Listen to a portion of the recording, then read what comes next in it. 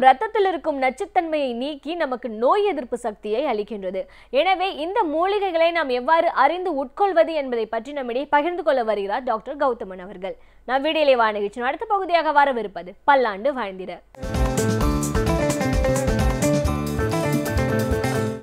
அன்பான கலைஞர் தொலைக்காட்சி நேயர்களுக்கு என்னுடைய இனிமையான காலை வணக்கங்கள். இன்றைக்கி நம்ம பார்க்கக்கூடிய தாவரத்துடைய பெயர் ஆரோக்கிய பச்சை அப்படின்னு சொல்லக்கூடிய ரொம்ப அழகான பச்சை நிறமான இந்த தாவரத்தை வெட்டினாலே உள்ள மஞ்சள் நிறமான ஒரு பிசின் வடிகிறத பார்க்கக்கூடிய ரொம்ப சுகந்தமான தேங்காய் எண்ணெயை போல் ரொம்ப அழகான ஒரு வாசத்தை உண்டாக்கக்கூடிய ஒரு தாவரம். இந்த ஆரோக்கிய பச்சை அப்படின்னு பார்த்திங்கன்னா இன்றைக்கு நிறைய இடங்களில் தலைமுடி சம்பந்தப்பட்ட பிரச்சனைகளுக்காக உபயோகப்படுத்துகின்ற ஒரு மருந்தாக இருக்கிறத பார்க்குறோம்.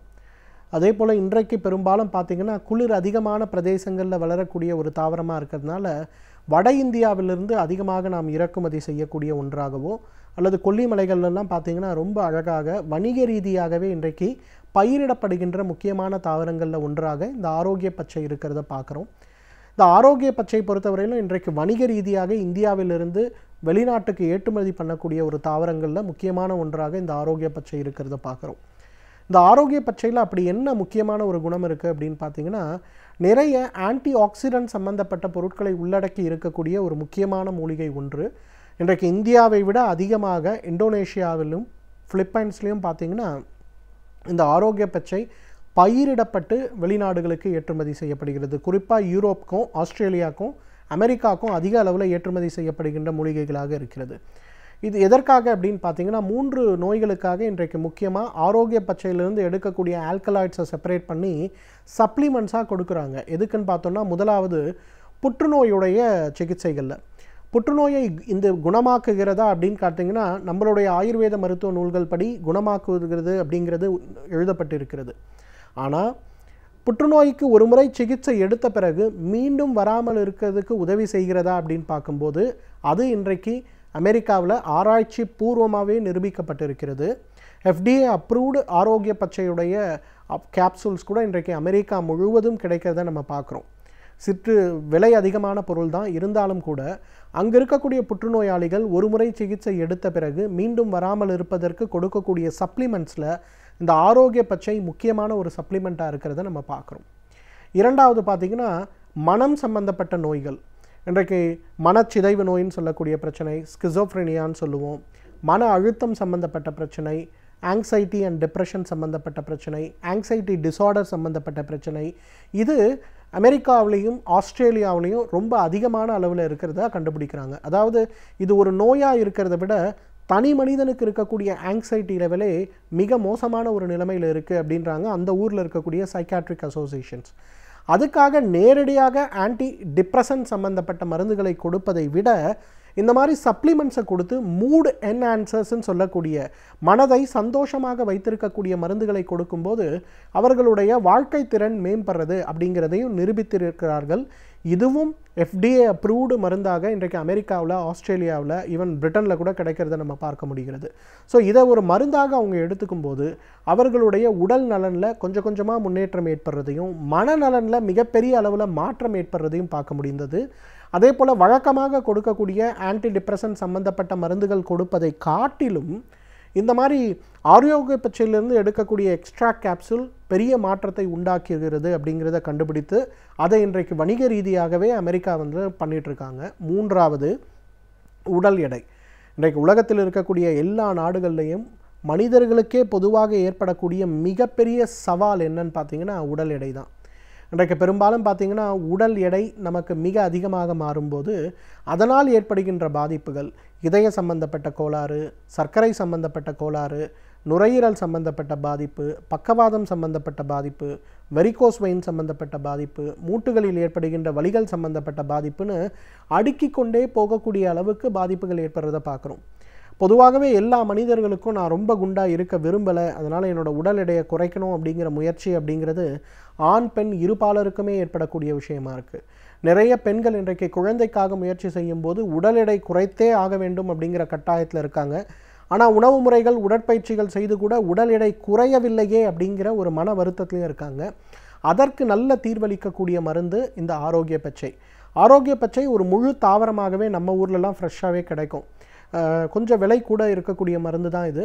அதை வந்து ஒரு செடியை எடுத்து ஒரு 100 மில்லி பால் போட்டு மிக்சரில் நல்லா அரைக்கணும். அரைச்சி எடுத்திங்கன்னா தங்க கலரில் அந்த பால் மாறுறதை நம்ம பார்க்க முடியும். ஒரு எல்லோயிஷ் கோல்டன் போர்ஷன் அப்படின்னு சொல்கிறாங்க இன்றைக்கி நேச்சுரல் மெடிசனில் இதை. அதை நல்லா வடிகட்டிட்டு அந்த பாலை காலையில் எழுந்த உடனே வெறும் வயிற்றில் சாப்பிடணும். இந்த மாதிரி ஒரு 90 நாட்கள் சாப்பிடும்போது உடல் எடை குறைந்தது 5லிருந்து 7 கிலோ வரை குறைகிறது அப்படிங்கிறத இன்றைக்கு அமெரிக்கன் ரிசர்ச்லேயே பண்ணியிருக்காங்க. அதனால தான் ஆரோக்கிய பச்சை சம்பந்தப்பட்ட எக்ஸ்ட்ராக்ட் கேப்சூலை இன்றைக்கு ஒரு சப்ளிமெண்ட்டாகவே அமெரிக்கன் கவர்மெண்ட் அலோவ் பண்ணியிருக்காங்க. ஸோ அந்த அளவுக்கு ரொம்ப பெரிய அளவில் உடல் எடையை குறைவதற்கு உதவி செய்கின்ற ஒரு முக்கியமான மூலிகை இந்த ஆரோக்கிய பச்சை. இன்றைக்கு பார்த்தாங்கன்னா நம்ம இந்தியாவில் பொதுவாக ஆரோக்கிய பச்சையை வெறும் புற்றுநோய்க்கோ அதே போல் வந்து மனதளவில் சந்தோஷம் இருப்பதற்கோ உடல் எடைக்கோ மட்டும் உபயோகப்படுத்துறதில்ல, குழந்தை இல்லாத பெண்களுக்கு இயற்கையான முறையில் குழந்தை வருவதற்கு இதை ஒரு முக்கியமான மருந்தாக உபயோகப்படுத்துகிறோம். ஆரோக்கிய பச்சையுடைய முழு தாவரத்தை எடுத்து நன்றாக அரைத்து ஒரு நெல்லிக்காய் அளவு கல்கமாக செய்து அவங்களுடைய மாதவிலக்கு முடிந்த 5ஆம் நாளிலிருந்து அடுத்த மாதவிலக்கு ஏற்படுகின்ற நாள் வரை கிட்டத்தட்ட ஒரு 28 நாட்களுக்கு காலையில் வெறும் வயிற்றில் இதை சாப்பிட்டுட்டு அதன் பிறகு ஒரு கிளாஸ் வெந்நீர் குடிக்கணும். அந்த 28 நாட்கள் தொடர்ந்து அதை செய்து கொண்டு இருக்கும்போது பார்த்திங்கன்னா அவங்க உடலில் நல்ல முன்னேற்றங்கள் ஏற்படுறதை நம்ம பார்க்க முடிகிறது. அவங்களுடைய கருப்பை மண்டலத்துடைய உறுப்புகள், கருமுட்டை பையில் இருக்கக்கூடிய உறுப்புகள், கருமுட்டை பையில் உருவாகக்கூடிய கருமுட்டையுடைய திறன், அதே போல் அந்த பெண் உறுப்பில் இருக்கக்கூடிய pH உடைய அளவு, இதெல்லாம் நல்ல கணிசமான முறையில் முன்னேற்றம் அடைகிறத பார்க்க முடிகிறது. அந்த மாதிரி முன்னேற்றம் அடையும் போது 2 அல்லது 3 மாதங்களிலேயே இயற்கையான முறையில் கரு உருவாவதற்கு அது ஒரு வாய்ப்பாக இருக்கிறத நம்ம பார்க்க முடிகிறது. இன்றைக்கு நிறைய குடும்பங்கள் பார்த்திங்கன்னா கிராமங்களில் அதிகமாக பார்த்திங்கன்னா அந்த குழந்தையின்மை பிரச்சனை மிக குறைவாக இருக்கும். நகரங்களில் தான் இந்த குழந்தையின்மை பிரச்சனை மிக அதிகம். குறிப்பாக மலை பிரதேசங்களில் பார்த்திங்கன்னா குழந்தையின்மை பிரச்சனை அறவே இல்லாமல் இருக்கும். ஒரு 1000 குடும்பங்களில் ஒரு தம்பதிக்கு தான் அந்த குழந்தையின்மை பிரச்சனை இருக்குமே தவிர மீதி யாருக்குமே இருக்காது.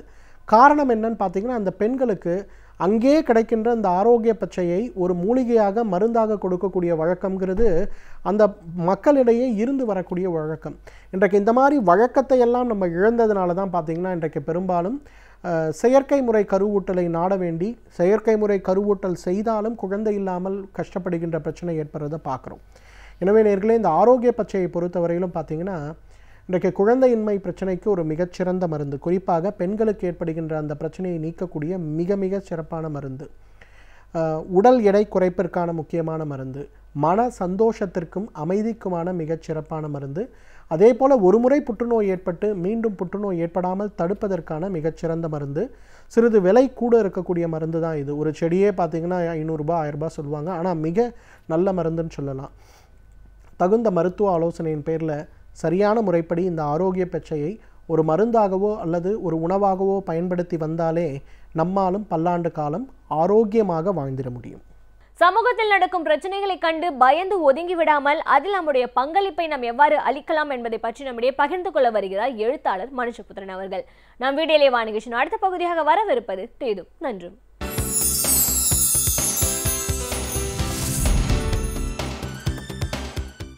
வணக்கம் நண்பர்களே, இன்னும் ஒரு இனிய காலை பொழுதில் தீதும் நன்றும் நிகழ்ச்சியில் உங்களை சந்திப்பதில் மிக்க மகிழ்ச்சி அடைகிறேன்.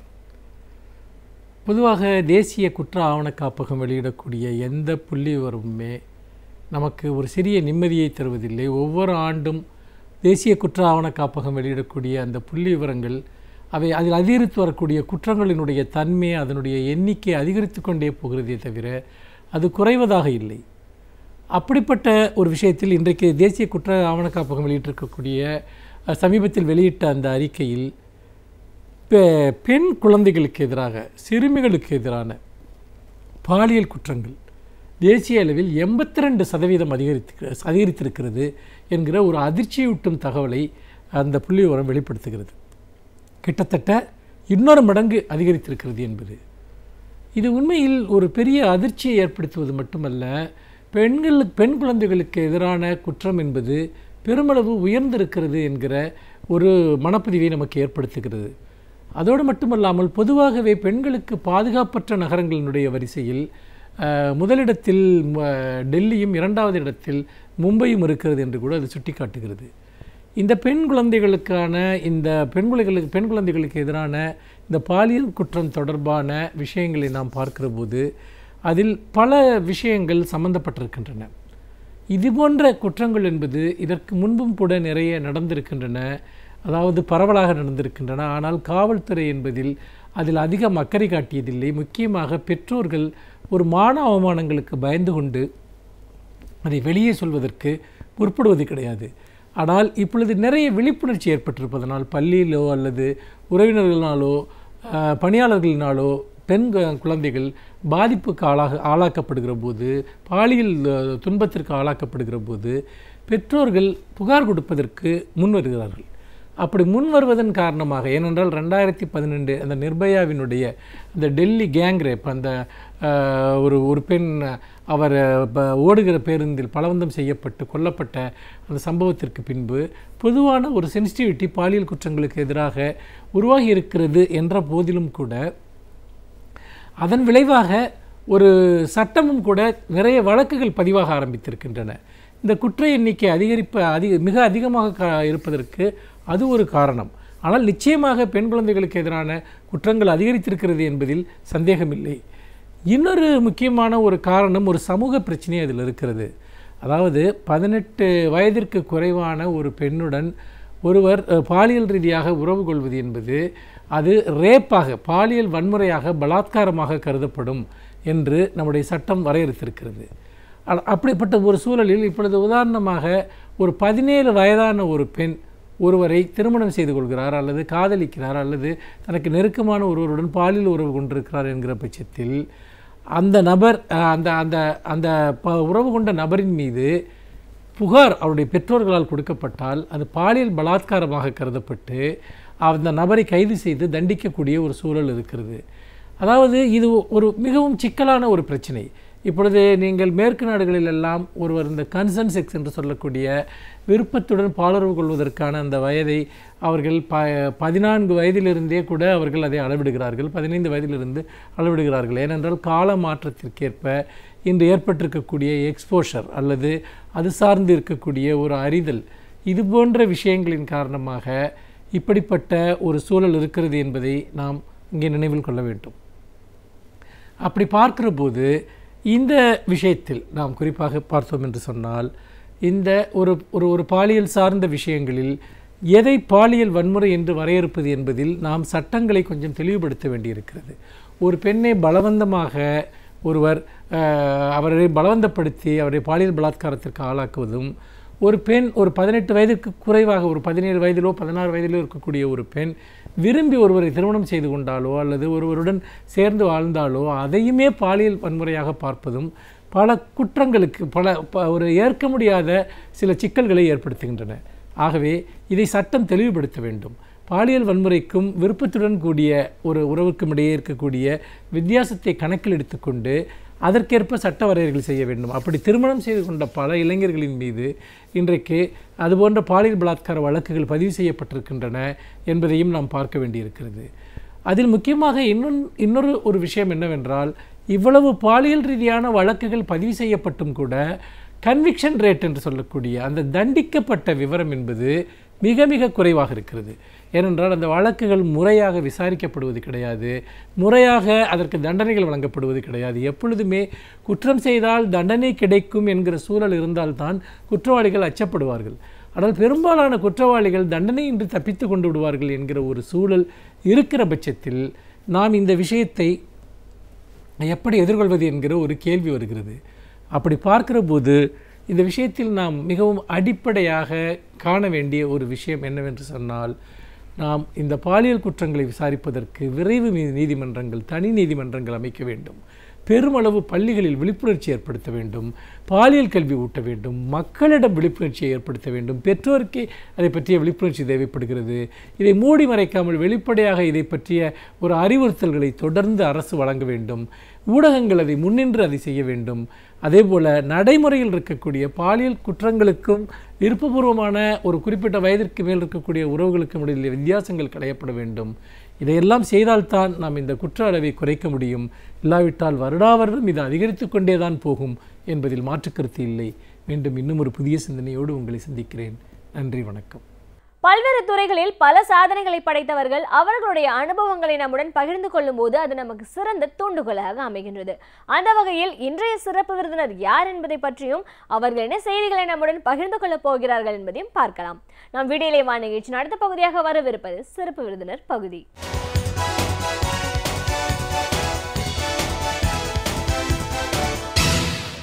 வணக்கம் நேயர்களே, விடியலை வா நிகழ்ச்சியின் சிறப்பு விருந்தினருக்கான நேரம் இது. இன்றைய சிறப்பு விருந்தினர் இரத்த நாள அறுவை சிகிச்சை நிபுணர் டாக்டர் பாலகுமார். ஒரு அறுவை சிகிச்சை நிபுணராக மட்டும் இல்லாமல் ஒரு கல்லூரி பேராசிரியராக ஒரு 15 ஆண்டு காலம் இந்த துறை சார்ந்த பயணம், இதில் என்ன மாதிரியான ஒரு பிரச்சனைகள் வரும், அதற்கான சிகிச்சை முறைகள் என்ன, இப்படி பல விஷயங்களை டாக்டர் கிட்ட கேட்டு தெரிஞ்சுக்கலாம். வணக்கம் டாக்டர். வணக்கம்மா. ஒரு இரத்த நாள அறுவை சிகிச்சை நிபுணராக எங்கள் நிகழ்ச்சிக்கு உங்களை முதல்ல வரவேற்கிறோம் சார். ஒரு டாக்டர் அறுவை சிகிச்சை நிபுணர் அப்படின்னு சொல்லும்போது இந்த இரத்த நாளம் சார்ந்த பிரச்சனை பொதுவாக எல்லாருக்கும் பெருசாக வெளியே தெரியறதில்ல. ஒரு ப்ராப்ளம் வரும்போது அதுக்கு இது காரணமாக இருக்குமா அப்படின்னு நம்ம தெரிஞ்சுக்கிறோம். இந்த துறையை பொறுத்த வரைக்கும் நீங்கள் ஒரு 15 ஆண்டு காலமாக பயணப்பட்டுருக்கீங்க. மருத்துவக் கல்லூரியில் நீங்கள் பேராசிரியராகவும் இருக்கீங்க. அப்படின்னும் போது இரத்த நாளம் பாதிப்புகள் ஒரு மனிதனுக்கு எந்த அளவுக்கு ஒரு தீவிரமான விளைவுகள் ஏற்படுத்தும், ஒரு உயிர் போகிற அளவுக்கான ஒரு பிரச்சனைகள் இதில் இருக்குது அப்படின்னும் போது இதெல்லாம் நம்ம எப்படி தவிர்க்கணும், அதற்கான வழிமுறைகள் என்ன, இப்படி பல விஷயங்களை இன்னைக்கு நம்ம பேச வேண்டியிருக்கு டாக்டர். பொதுவாக இரத்த நாளங்கள் சார்ந்த இந்த வாஸ்குலர் அப்படின்னு சொல்ற இந்த பிரான்ச் எதெல்லாம் உள்ளடக்கியதா இருக்கு, என்ன மாதிரியான ஒரு பிரச்சனைகள் வரும், அதற்கான தீர்வு? இரத்த நாளங்கள்ங்கும் போது இருதயம் தான் மூட்டம், அதுலேருந்து தான் ரத்தம் வந்து எல்லா பக்கமும் பம்ப் செய்து எல்லா பக்கமும் அனுப்பப்படுகிறது. அதை கொன்று செல்லும் இரத்த ஓட்ட பாதைகள் தான் இரத்த நாளங்கள். அதில் வந்து இருதயத்துலேருந்து நல்ல ரத்தமும் இருக்குது. இருதயத்துலேருந்து நல்ல ரத்தம் பம்ப் பண்ணிவிட்டு உடம்பு ஃபுல்லாக சர்க்குலேட் பண்ணும். திரும்பி அதே நேரத்தில் இருதயத்தை நோக்கி வரக்கூடிய ரத்த ஓட்டம் அது திருப்பி ரத்தத்தை சுத்தரிச்சுட்டு திருப்பி பம்ப் பண்ணுறதுக்கு அந்த நாளங்கள் பேர் வெயின்ஸ். ஸோ நல்ல ரத்த ஓட்ட நாளங்களும் இருக்குது, திருப்பி ரத்தத்தை கொண்டு செல்லக்கூடிய கெட்ட ரத்த ஓட்ட நாளங்களும் இருக்குது. நல்ல ரத்த ஓட்ட நாளங்கள் வந்து ஆர்ட்ரிஸ்ன்னு சொல்லுவோம். கெட்ட ரத்த ஓட்டத்தை கொண்டு போயிட்டு இருதயத்தில் சேர்த்து லங்ஸில் ப்யூரிஃபை பண்ணிட்டு வர்றது அது கெட்ட ரத்த குழாய் அப்படின்னு சொல்லுவோம். பச்சை நரம்பு அது அப்படி சொல்கிறோம், வெயின்ஸ்ன்னு சொல்லுவோம். ஸோ இது ரெண்டுத்துலேயுமே வரக்கூடிய பிரச்சனைகள்லாம் இரத்த நாள அறுவை சிகிச்சையாக நாங்கள் பார்க்குறோம். நாங்கள் அறுவை சிகிச்சை நிபுணர் மட்டும் இல்லை, ரத்த ஓட்டத்தில் அறுவை சிகிச்சை இல்லாமையே நீடில் ஊசி வழியாகவே ஸ்டென்ட் போடுறது, அடுத்த நாளே பேஷண்ட் வந்து இமீடியட்டாக நடந்து வீட்டுக்கு போகக்கூடிய 2 விதமான மினிமல் ஆக்சஸ், அதாவது பெரிய ஆப்ரேஷனே இல்லாமல் செய்யக்கூடிய நிபுணராகவும் இருக்கிறோம். அதே நேரத்தில் ஆப்ரேஷன் பண்ணி பேஷண்ட்டை காப்பாற்றக்கூடிய நிபுணராகவும் நாங்கள் இருக்கிறோம். ஸோ இப்போது பிரச்சனை அப்படின்னு பார்த்தா ஒன்று அறுவை சிகிச்சை, இல்லை அதுக்கு முன்னாடி வேறு ஒரு விதமாகவும் பாசிபிலிட்டி சொன்னீங்க. ஸோ இப்போது நீங்கள் வந்து இருதயத்துக்கு கொண்டு போகிறது ஒன்று, இருதயத்திலிருந்து மற்ற உறுப்புகளுக்கு போகிறது, இந்த ரெண்டும் சேர்ந்தது தான் இந்த துறை அப்படின்னு சொல்லியிருக்கீங்க. முதல்ல நம்ம இந்த வெயின்ஸ் பற்றி பேச ஆரம்பிக்கலாம் டாக்டர். இப்போது நம்ம உடலில் இருந்து எல்லா பகுதிகளில் இருக்கிற கெட்ட ரத்தத்தையும் இருதயத்துக்கு எடுத்துகிட்டு போகிற இந்த வெயின்ஸ் பாதிக்கப்படுறதுக்கு என்ன மாதிரியான ஒரு வாய்ப்புகள் இருக்குது? அப்படி பாதிப்புகள் ஏற்படும் போது அது எவ்வளோ தீவிரமான ஒரு விளைவுகளை ஏற்படுத்தும்? முதல்ல வந்து எல்லாருக்கும் ஜென்ரல் பாப்புலேஷன், ஜென்ரல் பப்ளிக்கில் இருக்கக்கூடிய பிரச்சனைன்னு பார்த்தோம்னா அந்த பச்சை நரம்பு வந்து சுருண்டு போய் ரத்த சுருட்கள் சொல்லுவோம். பச்சை நரம்பு சுருண்டு போய் வேரிகோஸ் வெயின்ஸ்னு சொல்கிறது. இது வந்து 100ல் ஒரு 20-25% எல்லா ஜென்ரல் பாப்புலேஷன் எல்லாருக்குமே இருக்கும். இது ஒரு காமனஸ்ட் ப்ராப்ளம். இதனால் என்ன மெயினாக வரும்னா கால் வீக்கம் வர்றது, கால் வந்து தசைப்பிடிப்பு, அது காஃப் மசில் கண்ட சதையில் கிராம்ஸ் வரும். அதுவும் எல்லாம் ரொம்ப நேரம் நின்று வேலை செய்கிறவங்களுக்கு கிராம்ஸ் வரும். சாயங்காலம்னா கால் வீக்கம் வரும். போக போக அந்த காலோட ஆங்கிள் ஜாயிண்ட் பக்கத்தில் கூடிய தோல் கருப்பாகிறது, ரத்த குழாயெல்லாம் நல்லா சுருண்டு போய் தடிச்சு இருக்கிறது. அப்புறம் அதில் நாளடைவில் போக போக போக கால் புண் ஏற்படக்கூடிய வாய்ப்பும் இருக்குது. இது வந்து ஒரு காமனஸ்ட் ப்ராப்ளம். இதை வந்து நாங்கள் ஈஸியாக வந்து எல்லாருக்கும் இது வந்து நல்ல க்யூரும் கொடுத்து நல்ல விதமாக அவங்கள வந்து வீட்டுக்கு அனுப்பலாம். அதில் வந்து எந்த விதமான ஒரு பெரிய ஆப்ரேஷனே எல்லாமையும் இப்போ பண்ணுறதுக்கான வழிமுறைகள்லாம் வந்துடுச்சு. இது வந்து அந்த பச்சை நரம்பு இந்த கெட்ட ரத்த குழாயில் வந்துட்டு 3 பிரிவுகள் இருக்குது. ஒன்று வெளி பக்கமாக கொண்டு போகக்கூடிய சூப்பர்ஃபிஷியல் வெயின்ஸ், இன்னொன்று வந்து உள் நரம்புகள், அது எலும்பை ஒட்டியே போகிற உள் நரம்புகள். இது ரெண்டுத்தையும் கனெக்ட் பண்ணக்கூடிய நரம்புகள் சின்ன சின்ன பெர்ஃபரேட்டர்ஸ்ன்னு சொல்லுவோம். இதில் வந்து வெளி நரம்பும் இந்த பெர்ஃபரேட்டாக இருந்தால் நான் சொல்லக்கூடிய இரத்த சுருட்கள் வரலாம். உள் நரம்பை பொறுத்த வரையிலும் அது வந்து லைஃப் த்ரெட்டனிங், உயிருக்கு இழப்பு ஏற்படக்கூடிய ஒரு சில வியாதிகளும் அதில் வரலாம். ரத்தம் வந்து அதில் போகிற ரத்தம் வந்து உறைஞ்சி போய் உள் நரம்பில் ஒரு சிலர் கால்லையோ இல்லை தொடையிலையோ இல்லை வயிறு பகுதியிலையோ மெயின் ரத்த பிரதான ரத்த குழாயில் வெயினில் ரத்தம் உறைஞ்சி போய் கால்லாம் நல்லா ரொம்ப இருக்கலாக வீங்கிடும், டைட்டாக வீங்கிடும், நடக்க முடியாத அளவுக்கு வீங்கிடும். இந்த மாதிரி இருக்கவங்களுக்கு அதனால் அந்த மெயின் ரத்த குழாய் வெயினை பொறுத்தவரையிலும் நேராக வந்து இருதயத்தில் கனெக்டட், இருதயத்தில் மட்டும் இல்லாமல் அதுக்கப்புறம் லங்ஸ்லேயும் ஸ்ட்ரைட்டாக கனெக்டட். ஸோ அதனால் அந்த ரத்தம் உறைஞ்சி போன ரத்தம் வந்து நவரக்கூடிய வாய்ப்புகள் இருக்குது. முதல்ல 15 நாட்களுக்கு ரொம்ப சான்சஸ் நிறையா இருக்குது. அந்த மாதிரி நேராக லங்ஸுக்கு போகும்போது மூச்சு திணறல் ஏற்பட்டு ஒரு சில நேரம் லங்ஸு போகக்கூடிய மெயின் ரத்த குழாயில் அடைச்சிருந்துன்னா உயிர் இழப்பு ஏற்படக்கூடிய வாய்ப்புகளும் இருக்குது. அந்த டிவிடிங்கிறதும் இன்னொரு காமன் ப்ராப்ளம். ஸோ அது ரெண்டுத்துக்குமே இப்போ வந்து நாங்கள் வந்து லேட்டஸ்ட் வழிமுறைகள்லாம் இருக்குது. ஒவ்வொரு பேஷண்ட்டு தகுந்த மாதிரியும் அவங்கள வந்து எப்படி அப்ரோச் பண்ணுறது, அதை எப்படி வந்துட்டு சரி பண்ணுறது, எவ்வளோ காம்ப்ளிகேஷன் இல்லாமல் ப்ரிவெண்ட் பண்ணுறது, உயிரிழப்பு ஏற்படாமல் பண்ணுறது, இந்த மாதிரியான பிரச்சனைகள் 2 varicose vein, deep vein thrombosis, இது 2 தான். இந்த 2மே வரக்கூடிய வாய்ப்புகள் இருக்குது. அந்த டீப் வெயின் த்ரோம்போசிஸ் வந்த பேஷண்ட் வந்து ஒரு சிலருக்கு நல்லா ஆகும்போது இமீடியட்டாக லைஃப் த்ரெட்டனிங் ப்ராப்ளம் இல்லாமல் நாளடைவில் போக அவங்களுக்கு என்ன ஆகும்னா கால் வீக்கம், கால் தோல் கருப்பாயிட்டு திருப்பி காலில் புண்ணு ஏற்படக்கூடிய வாய்ப்புகள், அது ஒரு 5 வருஷம் 10 வருஷம் 15 வருஷம் கழிச்சுட்டு காலில் புண்ணு ஏற்படக்கூடிய வாய்ப்புகள் இருக்குது. ஏன்னா ஒரு வாட்டி அந்த டீப் வெயினில் கிளாட் வந்துருச்சுன்னா அவங்க வாழ்நாள் ஃபுல்லாகவும் அந்த டீப் வெயின் வந்துட்டு சரியான முறையில் வேலை செய்யாது. ஸோ அப்படி இருக்கும்போது அவங்க வந்து அதை புண்ணு வராமல் கால் தோல் கருப்பாகாமல் இருக்கிறதுக்கு என்னென்ன வழிமுறைகள் அவங்க பின்பற்றணுமோ அதெல்லாமே வந்து டாக்டர் அட்வைஸ் பிரகாரம் பண்ணாங்கன்னா கொஞ்சம் அவங்க வரக்கூடிய காம்ப்ளிகேஷன்ஸை டிலே பண்ணி வராமையும் பார்த்துக்கலாம். ஓகே, இப்போ இந்த டீப் வெயின் த்ரோம்போசிஸ் சொன்னீங்க பார்த்தீங்களா, இப்போ இதுக்கான ஒரு அறிகுறி நம்மளுக்கு எப்படி தெரிய வரும்? இனிஷியலாக வந்துட்டு இது வரக்கூடிய யாருக்கு அதிகமாக வரக்கூடிய நபர்கள் நம்ம வந்து ஹை ரிஸ்க் வர பார்க்கணும். அதாவது யாருக்கு எப்போ வருதுங்கிறது ப்ரெடிக்ட் பண்ண முடியாது. பட் ஹை ரிஸ்க் பேஷண்ட்ஸ் நம்ம வந்து இது பண்ணிக்கலாம். அந்த மாதிரி ஹை ரிஸ்க் பேஷண்ட்ஸ் யாருன்னா ஒரு சில நேரம் ப்ரெக்னென்ட் லேடிஸு, இந்த கான்ட்ரசெப்டிவ் பில்ஸ் சாப்பிடக்கூடிய லேடிஸ்க்கு, தைராய்டு கம்மியாக வேலை செய்யக்கூடிய ஹைப்போதைராய்டுன்னு சொல்லுவோம், அந்த மாதிரி இருக்கக்கூடிய நபர்களுக்கு, அப்புறம் ஆக்சிடெண்ட் ஆகி ஃப்ராக்சர் ஆகிறதுனால ஒரு 4 வாரமோ 8 வாரமோ படுக்கையாக இருக்கவங்களுக்கு, இந்த மாதிரி இருக்கவங்களுக்கு ரத்தம் ஓட்டம் சரியாகாதனால ரத்த தேக்கத்திலே ரத்தம் உறைஞ்சி போயிடலாம், இந்த மாதிரி இருக்கக்கூடிய நபர்களுக்கு. அப்புறம் வந்து ஸ்மோக்கர்ஸ்க்கு, இந்த பான் போடுற ஆண் நபர்களுக்கு ரொம்ப காமனாக பார்க்குறோம், யங்ஸ்டர்ஸ்க்கு. இது இல்லாமல்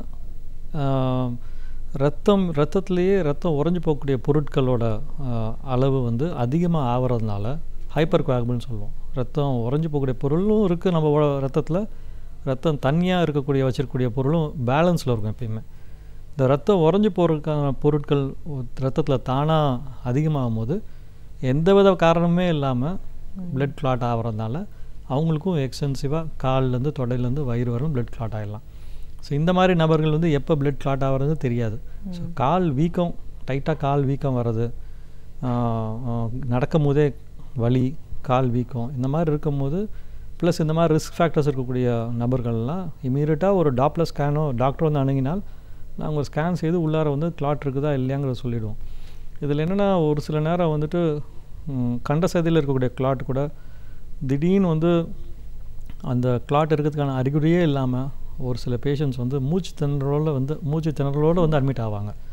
அப்போ ஸ்கேன் செய்து பார்க்கும்போது காலில் வந்து ரத்தம் உறைஞ்சி போனதுக்கான அந்த அறிகுறியே இருக்காது. எல்லா கிளாட்டும் மேலே லங்ஸுக்கு போயிடும், கீழே பார்க்கும்போது ஒன்றும் இருக்காது. அதனால் இனிஷியல் ஸ்டேஜ்லேயே வந்துட்டாங்கன்னா அவங்கள எந்த அளவுக்கு வந்து இந்த கிளாட் வந்து நான் வந்து லங்ஸுக்கு போகாமல் இருக்கிறதுக்கு நம்ம இது பண்ணுவோம், அதுக்கான பாதுகாப்பு முறைகளை உடனே ஆரம்பிச்சிருவோம். ஏன்னா இது வந்து இந்த டீப் வெயின் த்ரோம்போசிஸ்ங்கிறது ஒரு எமர்ஜென்சி, இமீடியட் ஹாஸ்பிட்டலைசேஷன். ஒரு ஊசி போட்டு ஒரு 2-3 நாள் ஊசி போட்டு ரத்தம் உறைஞ்சி போகாமல் பார்த்தோம்னா அதுக்கப்புறம் தாண்ட சரியாயிடும். காம்ப்ளிகேஷன் வரும்போது தான் வந்து லங்ஸ் வந்து ஒரு சில நேரம் பாதி லங்ஸ் செயலிழந்து போகிறது, லங்ஸ் வந்து அது காம்ப்ளிகேஷனில் வெளில வர்றது ரொம்ப நாள் ஆகிடும். ஸோ இது வந்து ஈஸிலி ப்ரிவென்டபிள் காம்ப்ளிகேஷன். அதனால தான் இந்த டீப் வெயின் த்ரோம்போசிஸை பற்றி சொல்கிறோம். அதே மாதிரி இந்த இரத்த சுருட்களும் நிறைய பேருக்கு வந்துட்டு அதை நிறையா ரொம்ப காமனாக வச்சு அதோட நடந்துட்டு இருப்பாங்க. அவங்க வந்து ஏன்னா அது எங்கே போகிறதுன்னு தெரியாது. பாதி பேர் நியூராலஜிஸ்ட்டை போகிறது, தோல் டாக்டர்கிட்ட போகிறது, இந்த மாதிரி வந்து ரத்த தேக்கத்துக்கான பிரச்சனைக்கு அவங்களுக்கு எங்கே வழி தெரியாமல் போகிறது. இது ரத்த தேக்கங்கிற ஒரு பிரச்சனை வரும்போது, அதை கால் வீக்கமோ தோல் கருப்பாகிறதோ கண்டசத கிராம்ப்ஸ் வரதோ இமீடியட்டாக ஒரு வாஸ்குலர் சர்ஜன் அணுகுனாங்கன்னா நாங்கள் வந்து பார்த்துட்டு ரத்த தேக்கம் இருக்குதா இல்லையான்னு சொல்லிவிடும். தேக்கம் இருந்தால் நாங்கள் பார்க்க போகிறோம், தேக்கம்னா அது சம்மந்தப்பட்ட டாக்டர்கிட்ட நாங்கள் வந்து ரெஃபர் பண்ணிடுவோம். ஸோ முதல்ல வந்து ரத்த தேக்கத்தை சரி பண்ணால் தான் அந்த பிரச்சனைக்கு வந்து சரியாகும். இல்லைங்கும் போது வேறு டாக்டர் பார்த்துடலாம். ஆனால் அது எங்கே போகிறதுன்னு தெரியாமல் பாதி பேர் வந்து ஜெனரல் பப்ளிக்கில் தோல் டாக்டரையோ இல்லை நரம்பு டாக்டரையோ பார்த்துட்டு அப்படியே அவங்க காலம் தள்ளிட்டு புண்ணு வந்ததுக்கப்புறமும் வருவாங்க. ஒரு சில நேரம் ப்ளீடிங்கும் வரும். இதுக்கு வந்து இப்போ வந்து நாங்கள் லேட்டஸ்ட் ட்ரீட்மெண்ட் வழிமுறைகள் எல்லாம் 2 பிரச்சனைக்கும் லேட்டஸ்ட் ட்ரீட்மெண்ட் வழிமுறைகள்லாம் வந்துருச்சு. இந்த இரத்த சுருட்களுக்கு இப்போ நாங்கள் வந்து ரேடியோ ஃப்ரீக்வன்சி அப்லேஷன் என்கின்ற ஊசி போட்டு அதில் வந்து ஒரு wire radio frequency ablation wire அந்த மாதிரி செலுத்தி அந்த வேரிகோஸ் வெயின்னா ஆப்ரேஷனே இல்லாமல் குணப்படுத்தக்கூடிய வழிமுறைகள்லாம் இப்போ வந்துருச்சு. ஸோ அது வந்துட்டாங்கன்னா வித்தின் 3 hours 4 hours வந்துட்டு பண்ணிட்டாங்கன்னா காலையில் வந்தால் சாயங்காலம் கூட போயிடலாம். இல்லைனா ஒரு சில நேரம் தேவைப்படுச்சுன்னா நைட் அட்மிட் பண்ணுவோம். இல்லைனா டே கேர் சர்ஜரி தான். அதெல்லாம் வந்துட்டாங்கன்னா ஆஃபீஸ் போயிட்டு அவங்க நெக்ஸ்ட் டே ஆஃபீஸ் போக ஆரம்பிச்சிடலாம். ஸோ இப்படியும் நாங்கள் பண்ணுறோம். ஒரு சில நேரம் ஊசி போட்டு அந்த இரத்த சுருட்களை நாங்கள் அடைக்கிறதும் உண்டு. லேசர் இல்லைனா ரேடியோ ஃப்ரீக்வன்சி அப்லேஷன் போட்டு அடைக்கிறதும் உண்டு.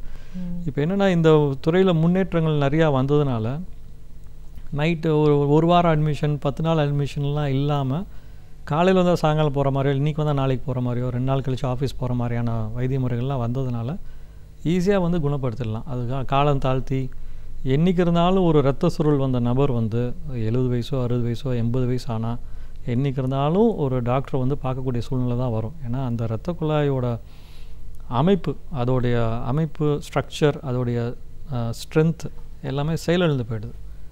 அதுக்கு காரணம் வந்து மெயினாக வந்து மரபில் வர்றது தான். மரபில் வரும்போது அந்த இரத்த நாளங்களோட சதையில் இருக்கக்கூடிய ஸ்ட்ரென்த்து மைக்ரோஸ்கோபிக் லெவலில் இப்போ தானாக அப்படியே செயலிழந்து எப்படி ஒருத்தருக்கு முடி நரைக்குதோ அதே மாதிரி அதில் இருக்கக்கூடிய வால்வோட ஸ்ட்ரென்த் எல்லாமே போகிறதுனால மேல் நோக்கி போக வேண்டிய கால்லேருந்து மேல் நோக்கி இறுதியை நோக்கி செல்ல வேண்டிய ரத்தம் எல்லாமே கீழ் நோக்கி செல்வதனால் கீழே வந்துட்டு உங்கள் ரத்த தேக்கம் வந்து கால் வீக்க வர்றது. மெயினாக வந்து வேல்வ்ஸ் வந்து தானாக செயலிழந்து போகிறதுனால தான் இந்த பிரச்சனை.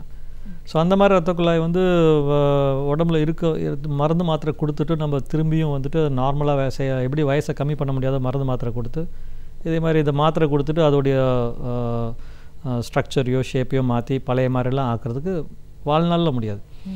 நான் ஒருத்தருக்கு ரத்த சுருள் வந்துச்சுன்னா தொந்தரவு ஆரம்பிக்கிறதுக்கு 5 வருஷமோ 10 வருஷமோ கூட ஆகலாம். தொந்தரவுனா கால் வீக்கம், புண்ணு வர்றது, கண்டசதையில் கிராம்ப்ஸ் வர்றது, பெயின் வர்றது, இதெல்லாமே. ஸோ அப்படி வரும்போதாவது ஒரு இரத்த நாள ரிசர்ச் நிபுணரை அணுகினால் நாங்கள் அதுக்கு செய்ய வேண்டிய இதெல்லாம் செஞ்சுட்டு இப்போ தான் இன்றைக்கி வந்தால் சாயங்காலம் போயிடலாம், நாளைக்கு போயிடலாம். அது கம்ப்ளீட்டாக குணப்படுத்தக்கூடிய ஒரு நல்ல சிகிச்சை முறைகள்லாம் இப்போ இருக்குது. இப்போ இந்த வெயின்ஸ் பேசுகிற மாதிரியே நீங்கள் ஆர்டரிஸ் பற்றி சொன்னீங்க. நல்ல ரத்தத்தை வந்து இதயத்துலேருந்து மற்ற உறுப்புகளுக்கு எடுத்துகிட்டு போகிறதுன்னு. அதுலேயும் இந்த த்ராம்போசிஸ் சொன்னீங்களே, அந்த மாதிரி பிரச்சனை இருக்குமா? அதில் என்ன மாதிரி காம்ப்ளிகேஷன்ஸ் பாசிபிள்? அதுலேயும் த்ராம்போசிஸ் வரலாம். இப்போ வெயினில் வரக்கூடிய த்ராம்போசிஸ் வந்து நான் சொன்ன காரணங்கள் அது இப்போ அந்த மாதிரியான காரணங்கள். ஆர்டரியில் வரக்கூடிய நல்ல இரத்த குழாயில் வரக்கூடிய கிளாட்டுக்கு ஆன காரணங்கள் பார்த்தோம்னா இருதயத்தில் ஹோல்ஸ் இருக்கவங்களுக்கு, இருதய வேல்வ்ஸில் ஹோல்ஸ் இருக்கவங்களுக்கு, இல்லை இருதய ஆப்ரேஷன் வந்து உள்ள வேல்வ் மாற்றினவங்களுக்கு, இவங்களுக்கெல்லாம் உள்ள இருதயம் வந்து சரியாக பம்ப் பண்ணாதபோது இருதயத்துலேருந்து கிளாட் வந்து அடிக்கும்போது எல்லா பக்கமும் போகலாம். மேல் நோக்கி மூளையை நோக்கியும் போகலாம், கீழே வந்து கால் நோக்கி அந்த பக்கமும் எங்கே பம்ப் ஆகுதோ அந்த கிளாட் நவந்து போகலாம். ஸோ இருதய வியாதி இருக்கவங்களுக்கும் கிளாட் வந்து கீழே வெளில வரலாம். ரெண்டாவது வந்துட்டு ஸ்மோக்கர்ஸ். இவங்களுக்கு வந்துட்டு ஸ்மோக்கிங்கில் இருக்கக்கூடிய அவ்வளோ பாய்சனஸ் சப்ஸ்டன்ஸ் இருக்கிறதுனால எப்போ வேணாலும் அதனால் ஓவர் ஸ்மோக்கிங் நிறையா ஸ்மோக் பண்ண பிளட் வந்து தானாக கிளாட் ஆகக்கூடிய அந்த தன்மை வந்துடுது. நிறையா ஸ்மோக்கர்ஸ், பான் சுவர்ஸ், பான் இந்த ஜருதா போடுறவங்களுக்கெல்லாம் வரலாம். ஸோ இந்த மாதிரி கிளாட்ஸ் வரலாம். இன்னொரு வந்து ஆக்சிடெண்ட் ஆகும்போது ரத்த குழாய் கட் ஆனால் அதில் கிளாட் வரலாம்.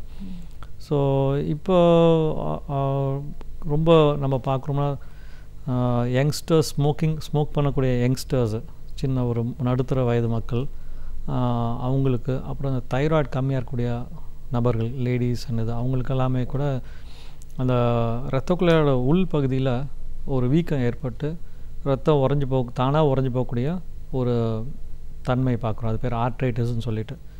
இதுக்கும் லேட்டஸ்ட் வைத்திய முறைகள் வந்துடுச்சு. அந்த ரத்தம் உறைஞ்சி போன ரத்தத்தை கரைக்கிற அளவுக்கு அந்த அந்த உறைஞ்சி போன எங்கே உறைஞ்சி போயிருக்கோம், காலில் உறைஞ்சி போயிருக்குன்னா அதுலேயே நாங்கள் ஒயர் போட்டு ஒரு டியூப் போட்டு கரெக்டாக அந்த கிளாட்டுக்குள்ளாரே வச்சு அந்த கிளாட்டை வந்து கரைக்கிற அளவுக்கான மருந்து வைத்திய முறைகளும் வந்துருச்சு. ஏன்னா அதை தவிர அதில் வைத்தியமே கிடையாது. ரத்தம் தானாக உறைஞ்சி போகிற ரத்தத்தை நம்ம வந்துட்டு ஆப்ரேஷன் பண்ணி எடுக்கலாம். ஆப்ரேஷன் பண்ணாமே உள்ள அந்த கிளாட்டை வந்து கரைக்கக்கூடிய மருந்தும் வந்துடுச்சு. ஸோ இந்த மாதிரி வந்து நிறைய பேர் வந்து அங்கே காலை காப்பாற்றிருக்கோம். ஸோ அந்த மாதிரியும் பண்ணியிருக்கோம். இப்போது இந்த இரத்த நாள அறுவை சிகிச்சை இந்த உங்கள் துறைக்கும் டயபெட்டிஸ்க்கும் ஒரு நெருங்கிய தொடர்பு இருக்குதுன்னு நம்ம சொல்லலாம். ஒரு டயபெட்டிஸ் பாதிக்கப்பட்டவங்களுக்கு இந்த ஆறா புண்கள் அந்த மாதிரி இருக்கும்போது அது ஒரு பெரிய பக்க விளைவுகளை ஏற்படுத்துது இல்லைங்களா? ஆமாம். ஸோ டயபெட்டிஸ் பேஷண்ட்டை பொறுத்த வரைக்கும் ஒரு வாஸ்குலர் சர்ஜனோட பங்களிப்பு எவ்வளோ முக்கியம்? ஸோ டயபெட்டிஸ்ங்கிறதும் போது அது பல உறுப்புகள் அது பாதிக்கலாம். கண்ணிலேருந்து எல்லா பக்கமும் நரம்புலேருந்து எல்லாமே பாதிக்கலாம். அதில் ரத்த ஓட்டமும் ஒரு முக்கியமான பகுதி. டயபெட்டிஸ் பேஷண்ட்ஸில் பாதிக்கக்கூடிய உறுப்புகள்னு பார்த்தோம்னா எப்படி அது பாதிக்குதுன்னா, சுகர் வந்து நார்மலாக வந்து அது வந்து ஜீரணம் பண்ணக்கூடிய சக்தி சுகர் பேஷண்ட்ஸ்க்கு இழந்து போயிடுறாங்க. அப்போ இந்த சுகர் வந்து கொஞ்சம் ரத்தத்துலேயே அதிகமாக இருக்க அது எல்லாமே கொலஸ்ட்ராலாக கன்வெர்ட் ஆகிடுது. அந்த கொலஸ்ட்ராலும் சுகர் இருக்க பேஷண்ட்ஸ்க்கு நார்மலாகவே நிறையா இருக்குது. ஸோ அந்த மாதிரி இருக்கும்போது கொலஸ்ட்ரால் உடம்புல நிறையா இருக்கும் போது அதுதான் இரத்த குழாய்க்கு உள்ளார இருக்கக்கூடிய மையப்பகுதி, அந்த தசை இரத்த குழாய்க்கு இருக்கக்கூடிய. இப்போ இரத்த குழாயை வந்து ஹார்ட் எப்படி பம்ப் பண்ணுதோ அதே பம்பிங் ப்ரெஷரோட கீழே வந்து பெருவிரல் வரலும் பம்ப் பண்ணி தான் போகுது. மேலே இருதயம் எங்கே இருக்குதோ அதில் வந்து கீழே இருக்கக்கூடிய பெருவிரல் வரையிலும் அவ்வளோ ஃபுல் லென்த் ஆஃப் பாடி மேலே வரையிலும் கீழே வரையிலும் பம்பிங் ப்ரெஷர் கீழே வரையிலும் அதோடைய கண்டினியூட்டி இருக்குது. அதுக்கு மெயின் காரணம் அதுக்கு எல்லாத்துலேயுமே தசை இருக்குது. எல்லா நல்ல ரத்தக்குள்ளால தசை இருக்குது. அந்த தசை தான் அந்த பவர் கொடுக்குது, பம்ப் பண்ணி ரத்தத்தை கொண்டு போகிறது. அந்த தசையில் இந்த கொலஸ்ட்ரால்லாம் போய் சேர அந்த தசை வந்து அதோடைய எலாஸ்டிசிட்டி, அதோடைய எப்படி விட்டு அடிக்கக்கூடிய அந்த பலூன் மாதிரி போகிற அந்த தன்மை வந்து கல் மாதிரி ஆகிடுது. கொலஸ்ட்ரால் போய் அதில் சேர அந்த தசையெல்லாம் கல் மாதிரி ஆகிறதுனால அது போக அந்த இரத்த குழாய் வந்து சுருக்கம் ஏற்பட்டுது. சுருக்கம் ஏற்படுறது ஒரு 40% அதோடைய சதவீதம் சுருக்கம் ஏற்படலாம். 50%, 60, 70 எந்த மாதிரியான ஒரு பாதிப்பு இருக்கோ அதுக்கு தீவிர தகுந்த மாதிரி ரத்த ஓட்டம் கீழே வந்து தடைப்படும். ஸோ இதுதான் சுகர் பேஷண்ட்ஸில் மெயினாக வந்து அதனால தான் கார்டியாக் ப்ராப்ளமும், கார்டியாக் இருதயத்துக்கு போகக்கூடிய ரத்த குழாயிலையும் இந்த மாதிரி கொலஸ்ட்ரால் வரலாம், வெளியிலையும் வரலாம். வெளியிலலாம் காலில் ரத்த குழாய் அடைப்பு வரலாம். காலில் வரும்போது ஒரு புண் போக அவங்களுக்கு என்ன திடீர்னு வந்து கால் பெருவிரலோ 2ஆவது விரல் 3ஆவது விரலோ திடீர்னு கருப்பாகிடலாம். அது திடீர்னு கருப்பாகிறதுக்கு காரணம் வந்து அந்த கொலஸ்ட்ரால் வந்து நவுந்து போய் கீழே நேராக பெருவிரல்லையோ கீழே எங்கே இருக்கிறதுலே எங்கே சொல்கிறது கடைசி பகுதி உடம்புல பெருவிரல் அந்த கால் பகுதி தான், அங்கே போய் எல்லாம் போய் அடைக்கும் போது ரத்தம் ஓட்டம் சரியாக போகாமல் இம்மீடியட்டாக ஒரு 6 மணி நேரத்தில் அந்த கலர்லாம் வந்து ப்ளூ ஆகி கருப்பாகிட்டு அந்த காலே எடுக்கிற அளவுக்கு போயிடலாம். இது வந்து எமர்ஜென்சியாக வந்து அவங்களுக்கு வந்து அந்த கொலஸ்ட்ரால் நகுந்து போய் ரத்தம் உறைஞ்சி போய் இம்மீடியட்டாக ரத்த ஓட்டம் வரலன்னா 6 ஹவர்ஸ் 6 மணி நேரத்துலேயே ஒரு 12 மணி நேரத்தில் கால் ஏற்படக்கூடிய வாய்ப்புகள் நாங்கள் பார்க்குறோம். இன்னொரு விதமான பிரச்சனை என்ன, இது திடீர்னு வருது. ஒரு சிலருக்கு என்னென்னா நாளடைவில் போக இந்த கொலஸ்ட்ரால் சேர்ந்து ஒரு 6 மாதமோ 1 வருஷமோ பல வருஷங்களாகவோ சுருக்கம் ஏற்படும் போது தெரியாமல் எங்கேயா நடக்கும்போது அடிப்படும் போது அந்த புண்ணு ஆறுறதில்ல. ஆறாமல் ஒரு புண்ணு வந்து ஒரு 2 வாரமோ இல்லை 4 வாரத்துக்கு மேலே ஒரு புண்ணு காலில் வந்துட்டு ஆறலைன்னா ரத்த ஓட்டத்தில் உறுதியாக பாதிப்பு இருக்குன்னு அர்த்தம். எந்த புண்ணு காலில் கையிலையோ கால்லையோ புண்ணு வந்து 4 வாரத்துக்கு மேலே ஆறலைனாலே நல்ல ரத்த குழாயில் ப்ராப்ளம் இருக்கலாம், கெட்ட ரத்த குழாயிலையும் ப்ராப்ளம் இருக்கலாம். ரத்த ஓட்டம் இல்லாதனால தான் புண்ணு ஆறாது. ப்ளஸ் வந்து சுகர் பேஷண்ட்டில் இன்ஃபெக்ஷனும் வரலாம். ஸோ அதனால் வந்து சுகர் பேஷண்ட்டில் வந்துட்டு கால் புண்ணு வர்ற வரையில் அவங்க வெயிட் பண்ணுங்கிற அவசியமே கிடையாது.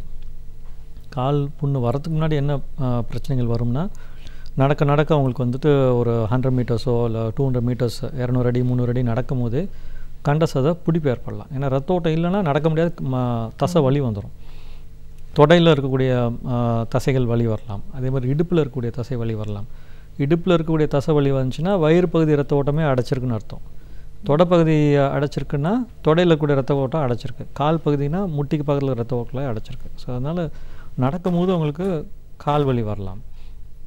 இல்லை ஒரு சிலருக்கு வந்துட்டு நடக்கக்கூடிய நபர்கள் இல்லாமல் பேட் லைஃப் ஸ்டைல், சாப்பிட்டுட்டே வீட்டிலே கம்ப்யூட்டர்லேயே உட்கார ஆட்கள்லாம் வந்துட்டு கடைசியில் தான் நம்ம புண்ணு வந்ததுக்கப்புறம் தான் வராங்க. ஸோ அப்படியும் வராங்க. நடக்கும்போதே கால் வலி இருக்குதுன்னா முன்னாடியே வந்து ஒரு வாஸ்குலர் டாக்டரை பார்த்துட்டு கால் வலி இருக்க டாக்டர் இதுக்கு என்ன பண்ணணும் அப்படின்னு நீங்கள் ஒரு அட்வைஸ் வாங்கிக்கலாம். எல்லா பேஷண்ட்டுக்கும் நாங்கள் ஆப்ரேஷன்லாம் பண்ணுறது கிடையாது.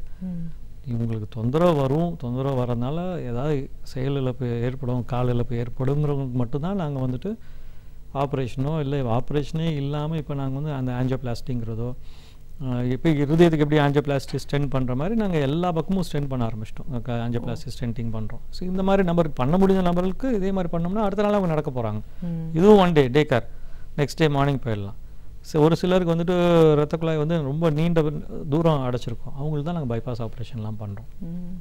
ஸோ இது வந்து வரதுக்கு முன்னாடி தடுக்கணும். வந்ததுக்கப்புறம் பண்ணோம்னா புண்ணு வந்துச்சுன்னா அப்புறம் அந்த புண்ணு ஆறதுக்கு நாங்கள் பைபாஸ் பண்ணாலும் மினிமம் 4 weeks 8 weeks ஆகிடும். ஏன்னா ஸ்லோவாக ரத்த ஓட்டம் இன்க்ரீஸ் ஆக தான் புண்ணு ஆறும்.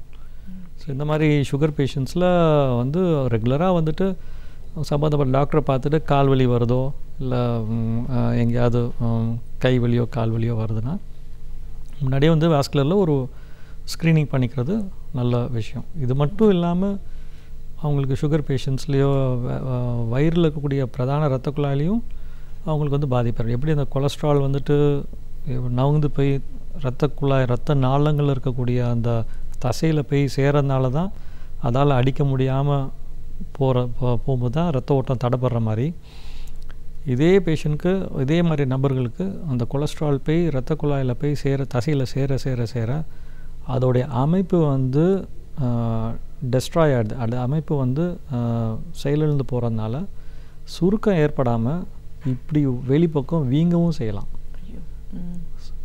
சுருக்கமும் வரலாம், அதே நேரத்தில் வீங்கவும் செய்யலாம். ஸோ இரத்த குழாய் வந்து வீங்க அதோடைய ஸ்ட்ரென்த்து போகுது. ஒரு நார்மலாக வந்து ஒரு 2 மில்லிமீட்டர் 4 மில்லிமீட்டர் இல்லை 6 மில்லிமீட்டர் இரத்த குழாய் வந்து 2 பங்கு சைஸ் மாதிரி ஒரு 6 மில்லிமீட்டர் இரத்த குழாய் வந்து 12 மில்லிமீட்டர் ஆகுதுன்னு வச்சுக்கோங்க. அவ்வளோ பலூன் மாதிரி வீங்கிருக்கும். அதோடைய ஸ்ட்ரென்த்தும் போயிருக்கும். அதோடைய போகிறதுனால எந்த நேரம் வேணாலும் அது வந்து கிராக் விட்டு வெடிப்பு ஏற்படக்கூடிய வாய்ப்பு. ரத்தம் வந்து கசிவு ஏற்படும், வயிற்றுக்குள்ளேயே கசிவு ஏற்படலாம். செஸ்ட்டுக்குள்ளே ரத்த குழாய் வந்து வீக்காக ஏற்பட்டு திடீர்னு வந்து ஹார்ட் அட்டாக் வர மாதிரி அவங்க வந்து வித்தின் 3-4 மினிட்ஸ் உயிரிழப்பக்கூடிய வாய்ப்பெல்லாம். வெடிச்சதுன்னா உயிரிழப்பு தான், ஒன்றும் பண்ண முடியாது. ஸோ அந்த மாதிரி வந்து நல்ல ரத்த ஓட்டத்தில் சுகர் பேஷண்ட்ஸில் கொலஸ்ட்ரால் செய்கிறதுனால சுருக்கம் ஏற்பட்டு அடப்புறதையும் பார்க்குறோம், ரத்த ஓட்டம் போகாமல் கால் கருப்பாகிறதையும் பார்க்குறோம். அதோடைய கொலஸ்ட்ரால் டெபாசிட் தசையில் சேர்றதுனால 2 பங்கு சைஸ் வீங்கி போய் வெடிக்கிறதும் பார்க்குறோம். 2 விதமான பிரச்சனையுமே வந்து சுகர் பேஷண்ட்ஸில் காமன். சுகர் மட்டும் இல்லை, பிபி இருக்கிற பேஷண்ட்ஸு பிபி ரொம்ப நிறைய ஒரு பிபிக்கு 3 மாத்திரை சாப்பிட்றோம், 4 மாத்திரை சாப்பிட்றோம். இந்த மாதிரி இருக்க பேஷண்ட்ஸ்க்கு கிட்னிக்கு போகிற ரத்த ஓட்டம் பாதிப்பு ஏற்படும். இது அடப்பட்டுருக்கும். அதனால தான் 4 மாத்திரை சாப்பிட்டாலும் பிபி கண்ட்ரோல் ஆகிறதில்ல. ஸோ அந்த பிபி இருக்க பேஷண்ட்ஸ்க்கு, அப்புறம் ஸ்மோக்கர்ஸ், கொலஸ்ட்ரால் நிறையா இருக்குது, ஃபேமிலியிலே கொலஸ்ட்ரால் நிறையா இருக்கும். ஒரு சிலர் பல பேட் ஹேபிட்ஸ், உணவு பழக்க வழக்கங்கள் சரியில்லாதனாலையோ பேட் லைஃப் ஸ்டைல், வாக்கிங் போகாமல் அந்த மாதிரி ரொம்ப ஒபீஸாக இருக்க பேஷண்ட்ஸ்க்கோ இல்லைனா வந்துட்டு இந்த மாதிரி இருக்க நபர்களுக்கு இந்த இரத்த நாளங்களில் பிரச்சனை வரும். அடப்பும் வரலாம், வீக்கமும் ஏற்பட்டு வெடிப்பும் வரலாம். ஸோ 2 விதமான ப்ராப்ளமும் நாங்கள் பார்க்குறோம். இரத்த நாள அறுவை சிகிச்சை நிபுணராக இந்த துறை பேராசிரியராக இந்த 15 ஆண்டு கால பயணம் அப்படின்னு பார்க்கும்போது எவ்வளோ ஒரு முக்கியமான ஒரு செயல்பாடை வந்து இரத்த நாளங்கள் நம்மளுக்கு செஞ்சிட்ருக்கு. இதில் ஒரு பிரச்சனை அப்படின்னு வரும்போது இதோட பாதிப்புகள் எவ்வளோ தீவிரமாக இருக்கும். ஸோ அதனால் இதெல்லாம் வரதுக்கு முன்னாடியே தடுக்கிறதுக்கான அவசியங்கள், சரியான நேரத்தில் சரியான மருத்துவரை நம்ம போய் அணுக வேண்டிய அவசியம் என்ன, நம்ம ஃபேமிலி ஹிஸ்ட்ரியில் ஹெரிடிட்டரி டிசீஸ் இருந்துச்சுன்னா நம்ம முன்னாடியே போய் ஒரு மருத்துவ ஆலோசனையோ அதற்கான வழிமுறைகளையோ செய்ய வேண்டிய அவசியம் என்னென்னு பல விஷயங்களை எங்களோட நீங்கள் பகிர்ந்ததுக்கு நன்றி. நன்றி, வணக்கம். நாள்தோறும் பல புதிய தகவல்களை நம்முடன் பகிர்ந்து கொள்ளும் பேராசிரியர் சுபவீர பாண்டியன் அவர்கள் இன்று என்ன தகவலை நம்முன் வைக்கப் போகிறார் என்பதை பார்க்கலாம். நாம் விடியலே வா நிகழ்ச்சியின் அடுத்த பகுதியாக வரவிருப்பது ஒன்றே சொல் நன்றே சொல்.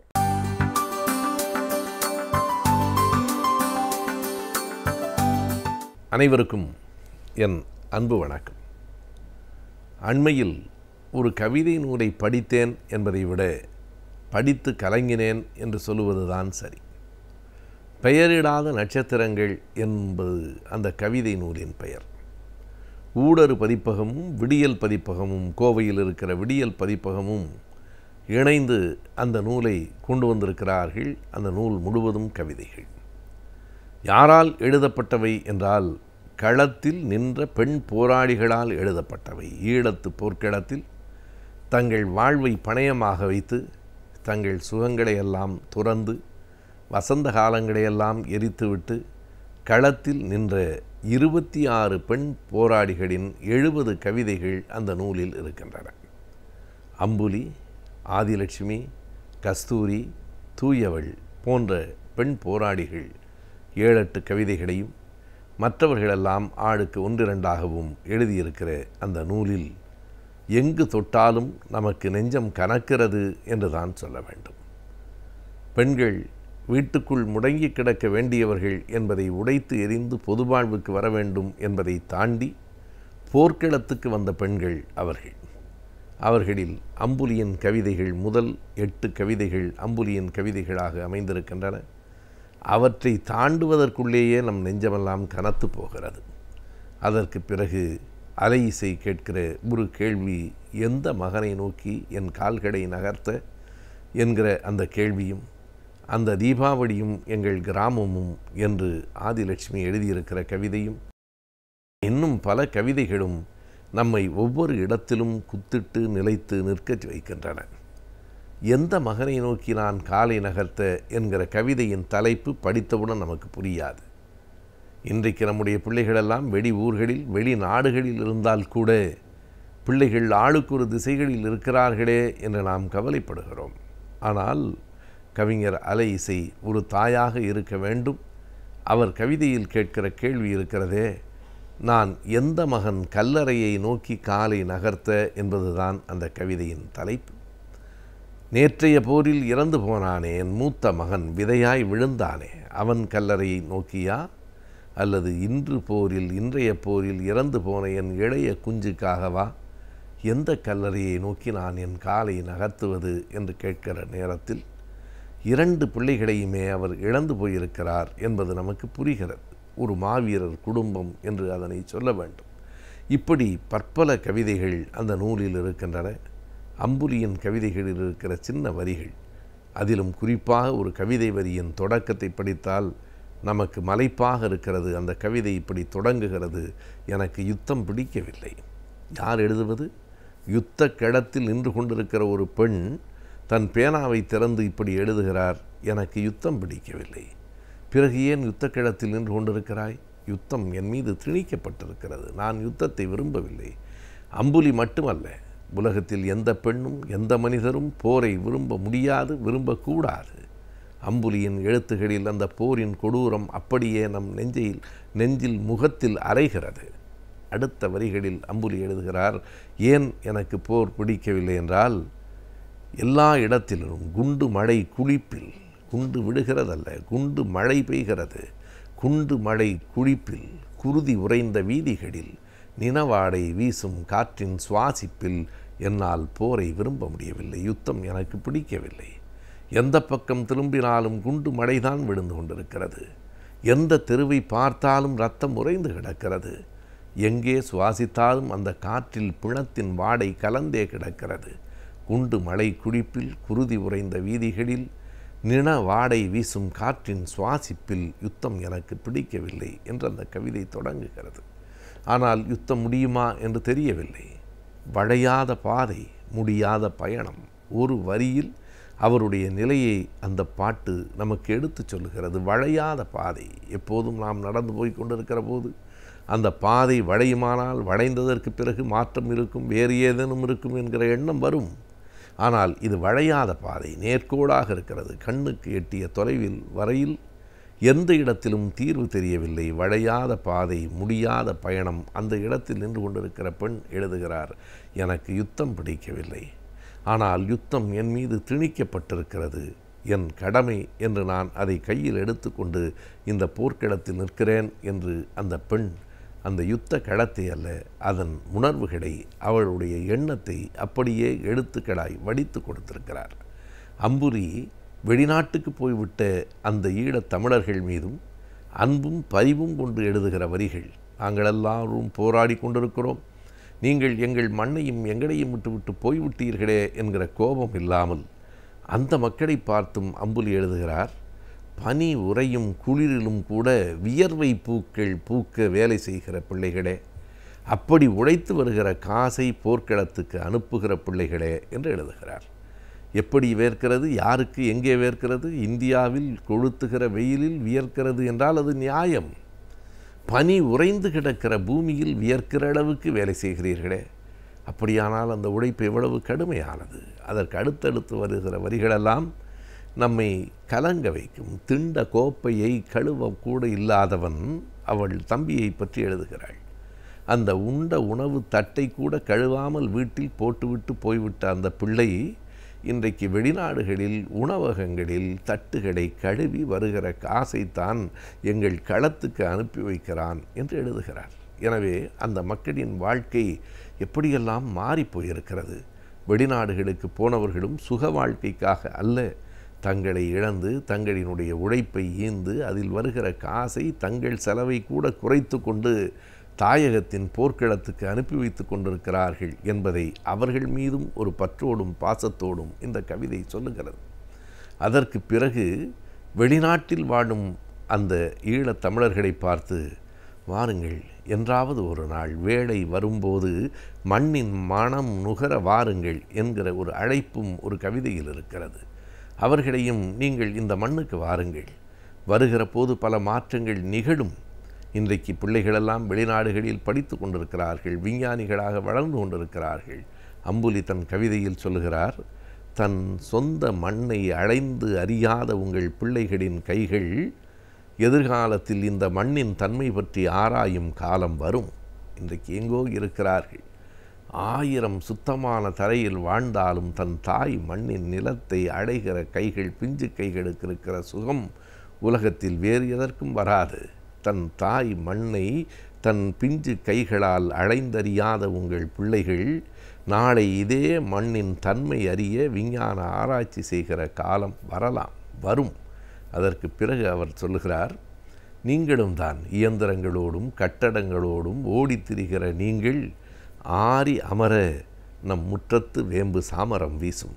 ஒரு நாள் நீங்கள் எல்லோரும் வருவீர்கள், நம் தமிழ் ஈழம் மலரும். அப்படி மலருகிற வேளையில் நீங்கள் இயந்திரங்களோடும் கட்டிடங்களோடும் ஓடித்திரிந்து வாழ்க்கையை அதற்குள் சுருக்கி வைத்திருந்தீர்களே, ஆறி அமர்வதற்கு இங்கே வேம்பு முற்றத்தில் சாமரம் வீசும். இப்படி ஒரு வாழ்க்கை இருக்கிறது. இயற்கையோடு சேர்ந்த உங்கள் சொந்த தாய்மண்ணின் வாழ்வு இருக்கிறது. அதை நோக்கி வாருங்கள். ஈழத்து அகதிகள் என்னும் பெயரை உதறிவிட்டு ஈழத்து மானுடராய் நாம் இந்த உலகில் வலம் வருவோம். அந்த பாட்டில் இருக்கிற அந்த உறுதி, ஈழத்து அகதிகள் என்னும் பெயரை உதறிவிட்டு ஈழத்து மானுடராய் இந்த உலகில் நாம் வலம் வருவோம். வாருங்கள், நீங்கள் எப்போதாவது இந்த மண்ணுக்கு வருகிற போது பூந்தளிர்களோடும் இளம் காற்றோடும் உங்கள் தாயகம் காத்திருக்கிறது. அது வரையில் நாம் எப்படி இருக்க வேண்டுமென்றால், இணைந்த கைகளோடு இருப்போம், இணைந்த குரல்களோடு இருப்போம், இணைந்த மனங்களோடு இருப்போம். அருகருகே இருக்க முடியவில்லை என்றாலும் நம் கைகள் இணைந்திருக்க முடியும், குரல்கள் ஒரே திசையில் ஒலிக்க முடியும், நம் மனங்கள் அருகருகே இருக்க முடியும். உடல்கள் வேண்டுமானால் தொலைதூரங்களில் இருக்கலாம், மனங்கள் அருகருகே இருக்க முடியும். நம்பிக்கையோடு இருங்கள். ஈழம் அழகானது. அது எங்களுக்கு மட்டுமல்ல, நம் அனைவருக்கும் உறவானது, சொந்தமானது. அதுதான் அழகானது என்று அந்த கவிதை முடிகிறது. இப்படி பல கவிதைகள், 70 கவிதைகளை கொண்ட அந்த பெயரிடாத நட்சத்திரங்கள் என்னும் அந்த கவிதை நூல் படிக்கிற போது நெஞ்சு கனத்தாலும் நம் இனத்தின் வரலாறு என்கிற பெருமையும் சேர்ந்தே எழுகிறது. நாளுக்கு நாள் அறிவியல் மற்றும் அறிவியல் சார்ந்த தொழில்நுட்பங்கள் அதிகரித்து கொண்டே வருகின்றது. எனவே இவற்றை நாம் அறிந்திருப்பது மிகவும் நன்மையை பயக்கின்றது. நம் வீடியோலை வாழ நிகழ்ச்சியின் அடுத்த பகுதியாக வரவிருப்பது ஆலோசனை நேரம்.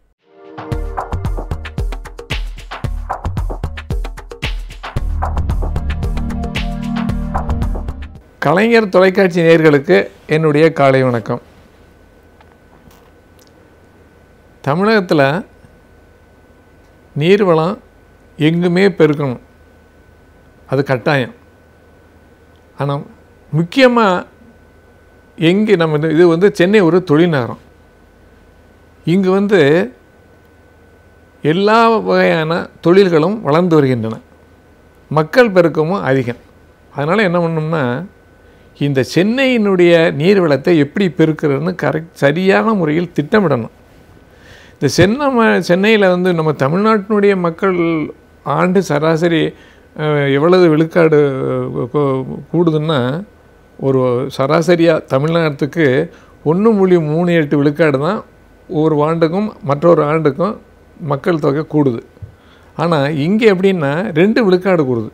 இவ்வாறு கூடுவதற்கு என்ன, இங்கு படிப்பதற்கு வேண்டிய எல்லா வசதியும் எல்லா கல்லூரிகளும் எல்லா நிலையிலும் இங்கே இருக்கிறது, அது ஒரு காரணம்.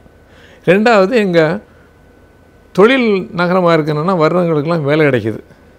அந்த காரணத்தினால இங்கே நீர்வளம் அந்த மக்களுக்கு ஏற்ற அளவு நாம் நீர்வளத்தை கொடுக்கணும்.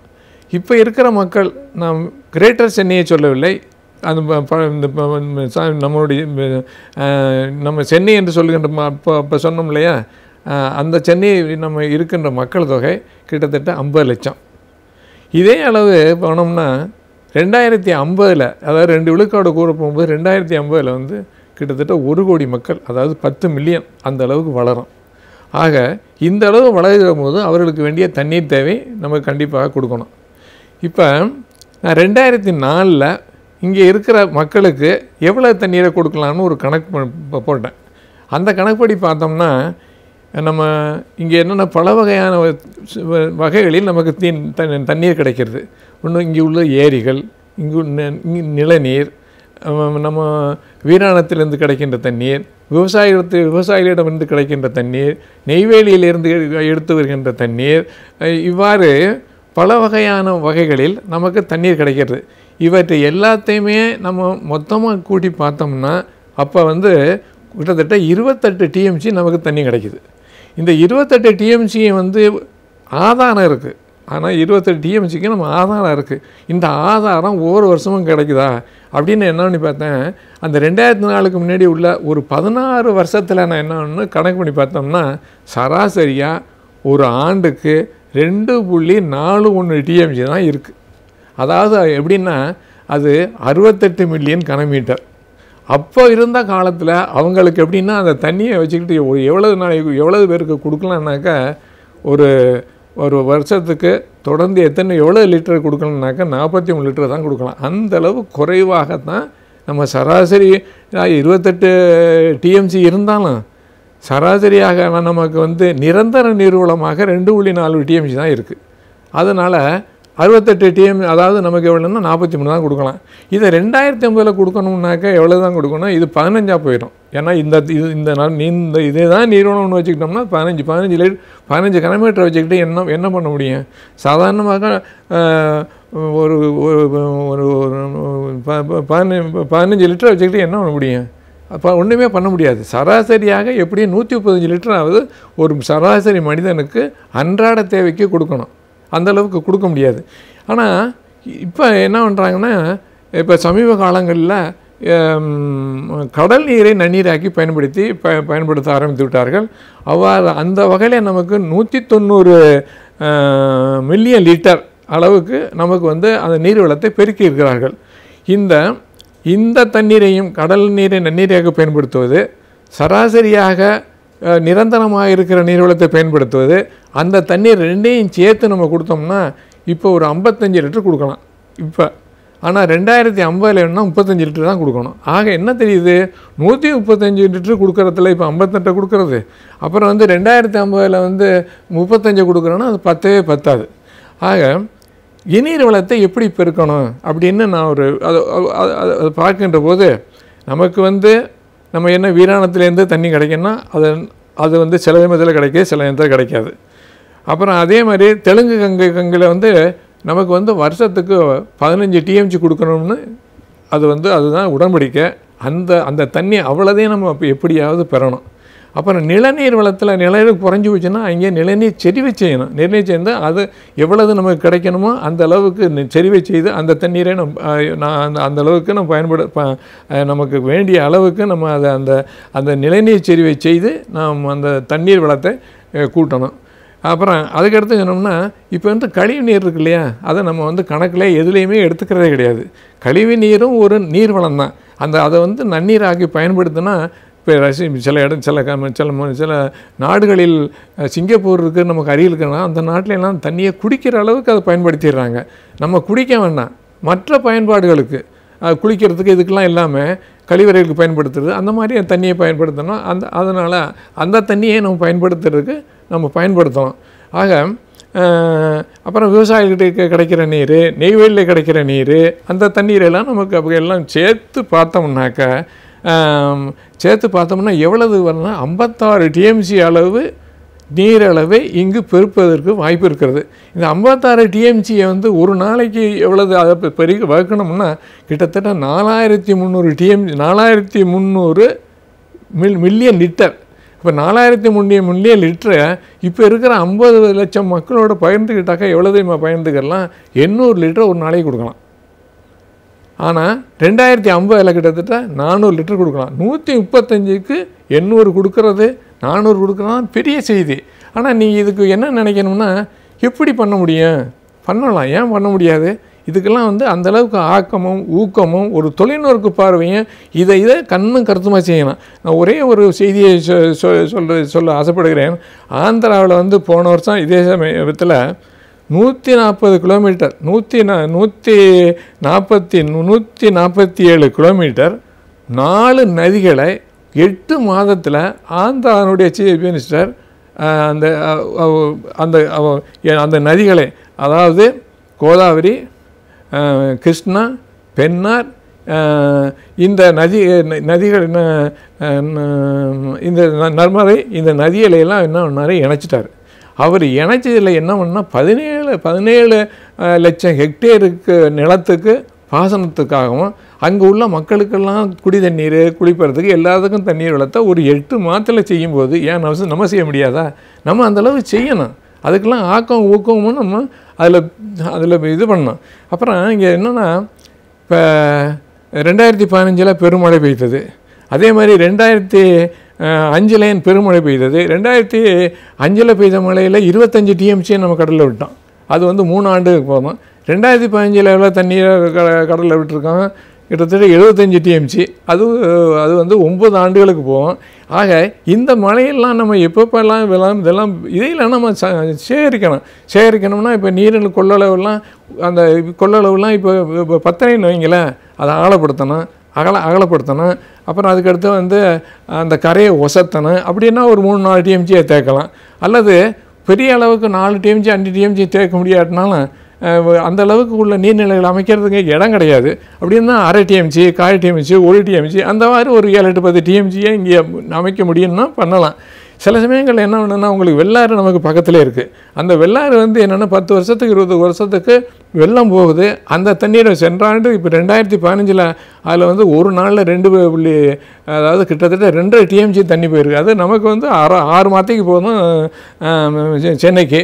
அப்புறம் நமக்கு அடையாறில் மட்டும் ஒரு 2015 ஒரு நாளில் போன தண்ணி 1 லட்சம் கியூசெக்ஸு. அந்த 1 லட்சம் கியூசெக்ஸ் அதாவது ஒரு நிமிடத்துக்கு அவ்வளவு கன அடி. அதை நம்ம தேக்கணும்னா கிட்டத்தட்ட 8 TMC 9 TMC அது ஒரு வருஷத்துக்கே போதும். இந்த தண்ணியெல்லாம் இங்கே தேக்கிறதுக்கு வாய்ப்பு இல்லைன்னு வைங்களேன். நமக்கு வந்து பக்கத்தில் இருக்கிற தென் மாவட்டங்கள், காஞ்சிபுரம், செங்கல்பட்டு, இங்கே என்ன ஆகணும்னா ஒரு 10-20 TMC தேக்கிற அளவுக்கு சின்ன சின்ன ஏரியா பெரிய பெரிய நீர்நிலைகளை அமைச்சு அங்கே கொண்டு போய் அதை தேக்கி வைக்கணும். அதாவது வீராணம் பைப்புக்கு, வீராணம் குழாய்க்கு மேற்க அதை நம்ம என்ன பண்ணலாம், நமக்கு தென்னைக்கு வேணும்னு வைங்களேன், அந்த வேண்டிய சமயத்தை அந்த தண்ணீரை நம்ம அங்கேருந்து திரும்ப பெற்றுக்கலாம். இல்லை நிறைய தண்ணி இருக்குது அப்படின்னாக்கா அது அங்கேயே இருக்கலாம், அங்கேயே பயன்படுத்தலாம். அல்லது அடுத்த வருஷத்துக்கு நம்ம ரிசர்வ் பண்ணிக்கலாம். இன்னொன்று என்னென்னா, இங்கே தண்ணிக்கு நம்ம நிலநீரை கொடுக்குறது வந்து மீஞ்சூர், பஞ்சட்டி, தாமிரபாகெல்லாம் கொடுக்குது. அந்த இதெல்லாம் இங்கே வந்தோன்னா மீஞ்சூர் வந்து இப்போ வந்து கடல் நீரால் அதனோட உவர்நீராக போச்சு. அதனால் அதை எப்படி நீக்கணும்னா அங்கே வந்து செயற்கை நிலநீரை செய்து நமக்கு அந்த தண்ணீரை திருப்பி நம்ம செயற்கை நீர் செய்தாக்கா கொஞ்சம் கொஞ்சமாக சேர்க்கணும்னா கடல் நீரை அப்புறப்படுத்தலாம். கிட்டத்தட்ட இப்போ 20 கிலோமீட்டர் வந்துருச்சு. இன்னும் ஒரு 10 வருஷம் போனால் இன்னும் 20-30னா மியூஞ்சியன் மட்டுமில்ல பஞ்சட்டி, தாமரைப்பாக்கம் எல்லாத்தையுமே அந்த கடல் நீர் வந்து அங்கே உள்ள நிலநீரை ஊராக்கி விடும். அதனால் ஒரு தொலைநோக்கு பார்வையுடன் இந்த சென்னை மாநகரத்துக்கு எந்த வழிகளை பின்பற்ற முடியுமோ அந்த வழிகளில் ஒரு 10 ஒரு 5 ஒரு 6 ஆண்டுகளில் நம்ம பண்ணணும். ஆனால் இதையெல்லாம் சில சமயங்களில் நமக்கு தண்ணியே எல்லாம் எவ்வளோ தான் பண்ணாலும் சமயத்தில் ரொம்ப சிரமம் இருக்கும். அதுக்கு ஒரே ஒரு மாற்று வந்து கடல் நீரை நன்னீரைக்கு பயன்படுத்துகிறோம். இப்போ 1190 எம்எல்டி நம்ம மில்லியன் லிட்டர் பண்ணுறத 500 பண்ணணும், அல்ல 1000 பண்ணிட்டோம்னு வைங்களேன். 1000 எம்எல்டியாக பண்ணிட்டோம்னாக்கா இப்போ வந்து நமக்கு வந்து கிட்டத்தட்ட 50 லிட்டர் அதுலேருந்து கொடுக்கலாம். ஈவன் 2050 உள்ள 10 மில்லியன், அதாவது 1 கோடி பேருக்கு ஒருத்தருக்கு 100 லிட்டர் கண்டிப்பாக கொடுக்கலாம். அந்த அளவுக்கு அதை கண்டிப்பாக நம்ம செஞ்சு, அதுக்கு செலவாகும், ஆனால் அதை செஞ்சு தான் ஆகணும். அப்படி செஞ்சால் தான் இந்த மாநகரத்தை நான் தண்ணீர் தட்டுப்பாட்டிலிருந்து நீக்கலாம் என்று நான் கருதுகிறேன். இயற்கை பேரழிவுகள் வராமல் இருக்க வேண்டும் என்றால் நம் சுற்றுச்சூழலை அழகாக பாதுகாத்துக் கொள்ள வேண்டும். எனவே சுற்றுச்சூழலை எவ்வாறு பாதுகாக்கலாம் என்பதை பற்றி நம்மிடையே பகிர்ந்து கொள்ள வருகிறார் டாக்டர் வின்சென்ட் அவர்கள். நம் வீடியோலை வா நிகழ்ச்சி நிறைவு பகுதியாக வரவிருப்பது சுற்றுச்சூழல்.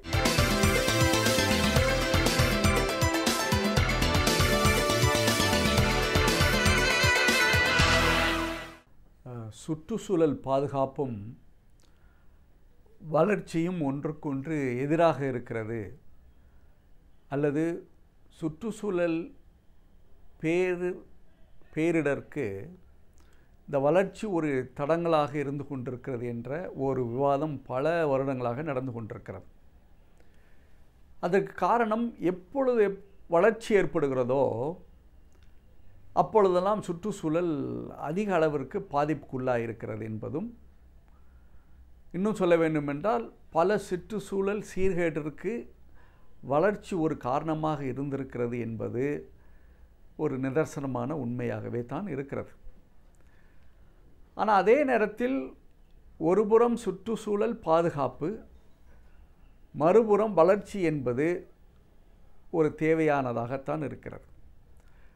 ஆனால் தான் வளர்ச்சியை தடை செய்வதற்கு நாம் அதிக முயலவில்லை என்றால் கூட, ஆனால் அதை ஒருங்கிணைப்பதற்கு நம்முடைய முயற்சியை செய்து கொண்டிருக்கிறோம்.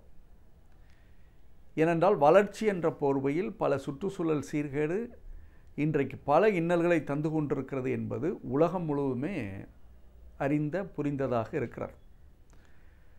ஆனால் தான் நம்முடைய சாலைகள் அல்லது ரயில் நிலையங்கள், விமான நிலையங்கள், இது போன்ற ஒரு வளர்ச்சியை நாம் மக்களுக்காக உருவாக்குகிற பொழுது தேவையற்ற முறையில் நம்முடைய சுற்றுச்சூழலை எந்த அளவிற்கு பாதிப்பை உருவாக்கி தந்திருக்கிறோம் என்பது இப்பொழுது நம்முடைய வெளிப்படையாக தெரிய ஆரம்பித்திருக்கிறது. ஏனென்றால் ஏற்படுகிற மாற்றங்கள், இன்னும் சொல்ல வேண்டுமென்றால் நகரங்களில் எந்த அளவிற்கு இந்த சுற்றுச்சூழல் சீர்கேடு இருக்கிறது என்றால், நகரங்கள் ஒரு வாழ்கிற இடமாக இல்லாமல், இன்னும் சொல்ல வேண்டுமென்றால் நம்முடைய வாழ்க்கையை பாதிக்கக்கூடிய அளவிற்கு நம்முடைய சுற்றுச்சூழல் பிரச்சனைகள் உருவாகி கொண்டிருக்கிறது என்பது இன்றைக்கு பல நகரங்களில் ஏற்படுகிற மாற்றத்தை வைத்து நாம் எளிதாக புரிந்து கொள்ளலாம். தற்சமயம் டெல்லி மாநகரத்தில் ஏற்பட்டிருக்கிற அந்த சுற்றுச்சூழல் பிரச்சனைகள் எந்த அளவிற்கு மக்களை பாதித்து கொண்டிருக்கிறது என்பதை தற்சமயம் நடைபெற்ற நம்முடைய விளையாட்டிலிருந்து தெரிந்து கொள்ளலாம். கிரிக்கெட் வீரர்கள் தம்முடைய முகத்தில் முகமூடி அணிந்து விளையாடக்கூடிய அளவிற்கு அந்த சுற்றுச்சூழல் மாறி இருக்கிறது என்பதை எல்லாம் வைத்து பார்க்கிற பொழுது, ஒருபுறம் வளர்ச்சி, இன்னொன்று சுற்றுச்சூழல் சீர்கேடு. ஆனால் வளர்ச்சியை நோக்கி நாம் செல்கிற ஒரு சூழலிலும் நம்முடைய சுற்றுச்சூழலை பாதுகாக்க முடியும் என்ற ஒரு நிலை இருக்கிறது. ஆனால் பல நேரங்களில் அந்த நிலையை நாம் கவனிக்காமல் வளர்ச்சி என்றே ஒன்றை வைத்தே நம்முடைய திட்டங்களை தீட்டுவதனால் ஏற்படுகிற மாற்றங்கள் தான் இன்றைக்கி பல இன்னல்களுக்கு காரணமாக இருந்து கொண்டிருக்கிறது. அதைத்தான் இன்றைக்கு சஸ்டைனபிள் டெவலப்மெண்ட் சொல்லுகிற ஒரு தாரக மந்திரம் இன்றைக்கி உருவாகியிருக்கிறது. ஒரு வளர்ச்சியோடு கூடிய சுற்றுச்சூழல் பாதுகாப்பு என்ற ஒரு உத்தி தான் இந்த சஸ்டைனபிள் டெவலப்மெண்ட்டு சொல்கிற ஒரு விதம். ஆனால் தான் இன்றைக்கி யுஎன் போன்ற ஒரு அமைப்பாக இருந்தாலும் சரி, யுனெஸ்கோ போன்ற அமைப்பாக இருந்தாலும் சரி, அல்லது ஒரு அரசு, ஒரு நாட்டினுடைய அரசாக இருந்தாலும், எந்த வளர்ச்சியும் ஒரு சஸ்டைனபிள் டெவலப்மெண்ட் சொல்லப்படுகிற அந்த உத்தியை அடிப்படையாக வைத்து தான் இன்றைக்கு உருவாக்கி கொண்டிருக்கிறார்கள். பல நேரங்களில் தொழிற்சாலை வளர்ச்சி என்பது ஒரு நாட்டினுடைய பொருளாதார வளர்ச்சிக்கு வித்திடுகிறது என்பது ஒரு உண்மை.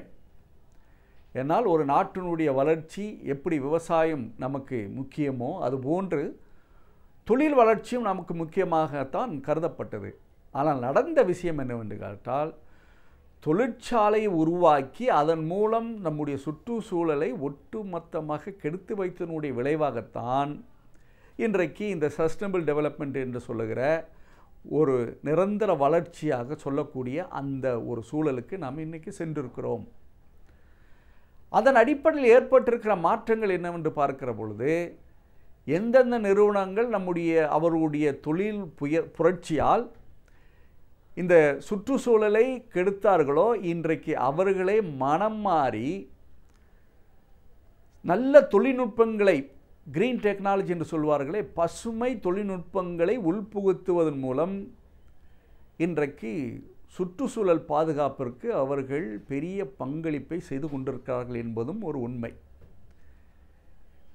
ஆனால் எந்த அளவிற்கு இந்த ஒரு உண்மையை புரிதல் இல்லாமல் செய்த தொழில் புரட்சி தான் உலகம் முழுவதுமே ஒரு பெரிய சுற்றுச்சூழல் பிரச்சனைக்கு வித்திட்டு இருக்கிறது என்பது உண்மையாக இருந்தால் கூட, ஆனால் அதே தொழிற்சாலைகள் தங்களுடைய தொழில்நுட்பங்களை இயற்கையோடு பசுமை சூழலோடு மாற்றுகிற பொழுது அது அவர்களுக்கு நன்மை தரக்கூடியதாக இருக்கிறது, சுற்றுச்சூழலுக்கு நன்மை தரக்கூடியதாக இருக்கிறது. இன்னும் சொல்ல வேண்டுமென்றால், இந்த சுற்றுச்சூழல் பாதுகாப்பிற்கு இந்த மாதிரி தொழிற்சாலைகள் பெரிய பங்களிப்பை தர வேண்டுமே ஒழிய, சுற்றுச்சூழல் சீர்கேட்டிற்கு அவர்களுடைய பயன்கள் செல்கிற பொழுது நிச்சயமாக அது ஒரு இன்னலாகத்தான் மாறும். ஆனால் தான் இந்த சஸ்டைனபிள் டெவலப்மெண்ட் என்று சொல்லப்படுகிற அந்த கோட்பாடின் அடிப்படையில் இன்றைக்கு என்னென்ன விஷயங்கள் மாறிக்கொண்டு வருகிறது என்று பார்க்கிற பொழுது, சுற்றுச்சூழல் பிரச்சனைகளுக்கு என்னென்ன காரணங்கள் என்பதை அலசி ஆராய்ந்து பார்க்க முடிகிறது.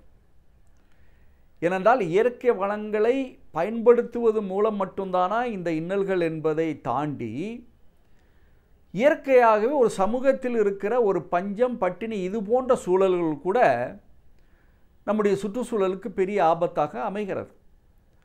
ஆனால் தான் இந்த சஸ்டைனபிள் டெவலப்மெண்ட் சொல்லப்படுகிற அந்த கோட்பாட்டின் அடிப்படையில் ஒரு நாட்டினுடைய பொருளாதாரம், மக்களுடைய ஆதாரம், குறிப்பாக வாழ்க்கையினுடைய ஆதாரம், அதை ஒட்டிய நம்முடைய சுற்றுச்சூழல் பாதுகாப்பு, இது மூன்றும் ஒருங்கிணைக்கிற பொழுது நம்முடைய சுற்றுச்சூழல் எப்பொழுதுமே நிரந்தரமாக பாதுகாக்கப்படும். நம்முடைய இயற்கை வளங்கள் எப்பொழுதும் நமக்கு கிடைக்கக்கூடியதாக மாறிவிடுகிறது. ஆனால் இன்று கூட சில இயற்கை வளங்களுடைய குறைபாடு அதிகமாக இருக்கிறது. குறிப்பாக எடுத்துக்கொண்டால் மணல். இன்றைக்கி மணலினுடைய சூழல் எந்த அளவிற்கு மாறி வருகிறது என்பதையெல்லாம் வைத்து பார்க்கிற போது, இயற்கை வளத்தை எந்த முறைக்கு சரியான முறையில், சரியான விகிதத்தில், தேவைக்கு ஏற்ப பயன்படுத்துகிற பொழுது இந்த மாதிரி ஒரு சட்ட சிக்கல் வராமல் பாதுகாப்பதோடு இல்லாமல் நம்முடைய சுற்றுச்சூழல் எளிமையாக பாதுகாக்கப்படும். ஏனென்றால் ஒரு சஸ்டைனபிள் டெவலப்மெண்ட் என்று சொல்லப்படுகிற அந்த கோட்பாடையே என்னன்னு கேட்டால், நம்முடைய இயற்கை வளங்களை நாம் பயன்படுத்துவது இல்லாமல் வருகிற தலைமுறைக்கும் வைத்துக்கொள்கிற ஒரு முறையை தான் இந்த சஸ்டைனபிள் டெவலப்மெண்ட்னு சொல்லுகிறார்கள். அதன் அடிப்படையில் இன்றைக்கி பல நிறுவனங்கள் எந்த அளவுக்கு மாறிக்கொண்டு வருகிறது என்றால், தங்களுடைய நிறுவனத்திற்கு வேண்டிய எனர்ஜி, அந்த எலக்ட்ரிசிட்டி என்று சொல்லப்படுகிற அந்த சக்தியை குறைத்து கொள்ளக்கூடிய அளவிற்கு அவருடைய தொழில்நுட்பங்கள் உருவாக்கி வந்திருப்பதனுடைய காரணமாக இன்றைக்கு அந்த மாதிரி மின்சாரத்தை பயன்படுத்துவதற்கு எந்த அளவிற்கு எப்பொழுதெல்லாம் மின்சாரத்தை பயன்படுத்துகிறோமோ எந்த அளவிற்கு பயன்படுத்துகிறோமோ அந்த அளவிற்கு சுற்றுச்சூழல் சீர்கேடு உருவாகிறது. ஆனால் இன்றைக்கி தொழிற்சாலைகள் அனைத்துமே எனர்ஜி எஃபிஷியன்சி என்று சொல்லுகிறார்களே, அந்த சக்தி திறன் உள்ள தொழில்நுட்பங்களை பயன்படுத்துவதனால் இன்றைக்கு நல்ல மாற்றம் உருவாகி இருக்கிறது. அதன் மூலம் அந்த தொழிற்சாலைகளுக்கும் லாபம் இருக்கிறது, நம்முடைய சுற்றுச்சூழலுக்கும் பாதுகாப்பு அமைகிறது. அது மாதிரி இன்றைக்கு தயாரிக்கப்படுகிற கார்களினுடைய எண்ணிக்கை அதிகமாக இருந்தால் கூட, ஆனால் அதிலிருந்து வெளிவருகிற கார்பன் மோனாக்சைடை போன்ற அந்த நச்சுத்தன்மை உள்ள காற்று குறைந்திருக்கிறது. அப்படி அதிகமாக நச்சுத்தன்மை உள்ள காற்றை உருவாக்கக்கூடிய வாகனத்தை பயன்படுத்துவதற்கு அரசு இன்னைக்கு உரிமை தருவதில்லை. அதுபோன்று தான் நம்முடைய உணவு உண்கிற முறைகளில் கூட பல மாற்றங்கள் இன்றைக்கி உருவாக்கி இயற்கையோடு இணைந்து வாழுகிற அந்த சூழலை உருவாக்கி வருவதனுடைய காரணமாக அதற்கெல்லாம் மித்தாக இருக்கக்கூடிய இந்த சஸ்டைனபிள் டெவலப்மெண்ட் என்று சொல்லப்படுகிற அந்த நிரந்தர வளர்ச்சி எப்பொழுதுமே வளர்ச்சிக்கும் வித்திடுகிறது, நம்முடைய சுற்றுச்சூழல் பாதுகாப்புக்கும் வித்திடுகிறது என்பதை புரிந்து கொள்கிற பொழுது அனைத்து நிலையினரும், குறிப்பாக தொழிற்சாலைகள் மற்ற நிறுவனங்கள் இதை அதிகமாக பயன்படுத்துவதன் மூலம் நம்முடைய சுற்றுச்சூழல் பாதுகாக்கப்படும். இதை தனிநபராகவும் நிறுவனமாகவும் அரசாகவும் இதை பயன்படுத்துகிற பொழுது நிச்சயமாக வளர்ச்சியும் தடைபடாது, நம்முடைய சுற்றுச்சூழலும் பாதுகாப்பாக இருக்கும்.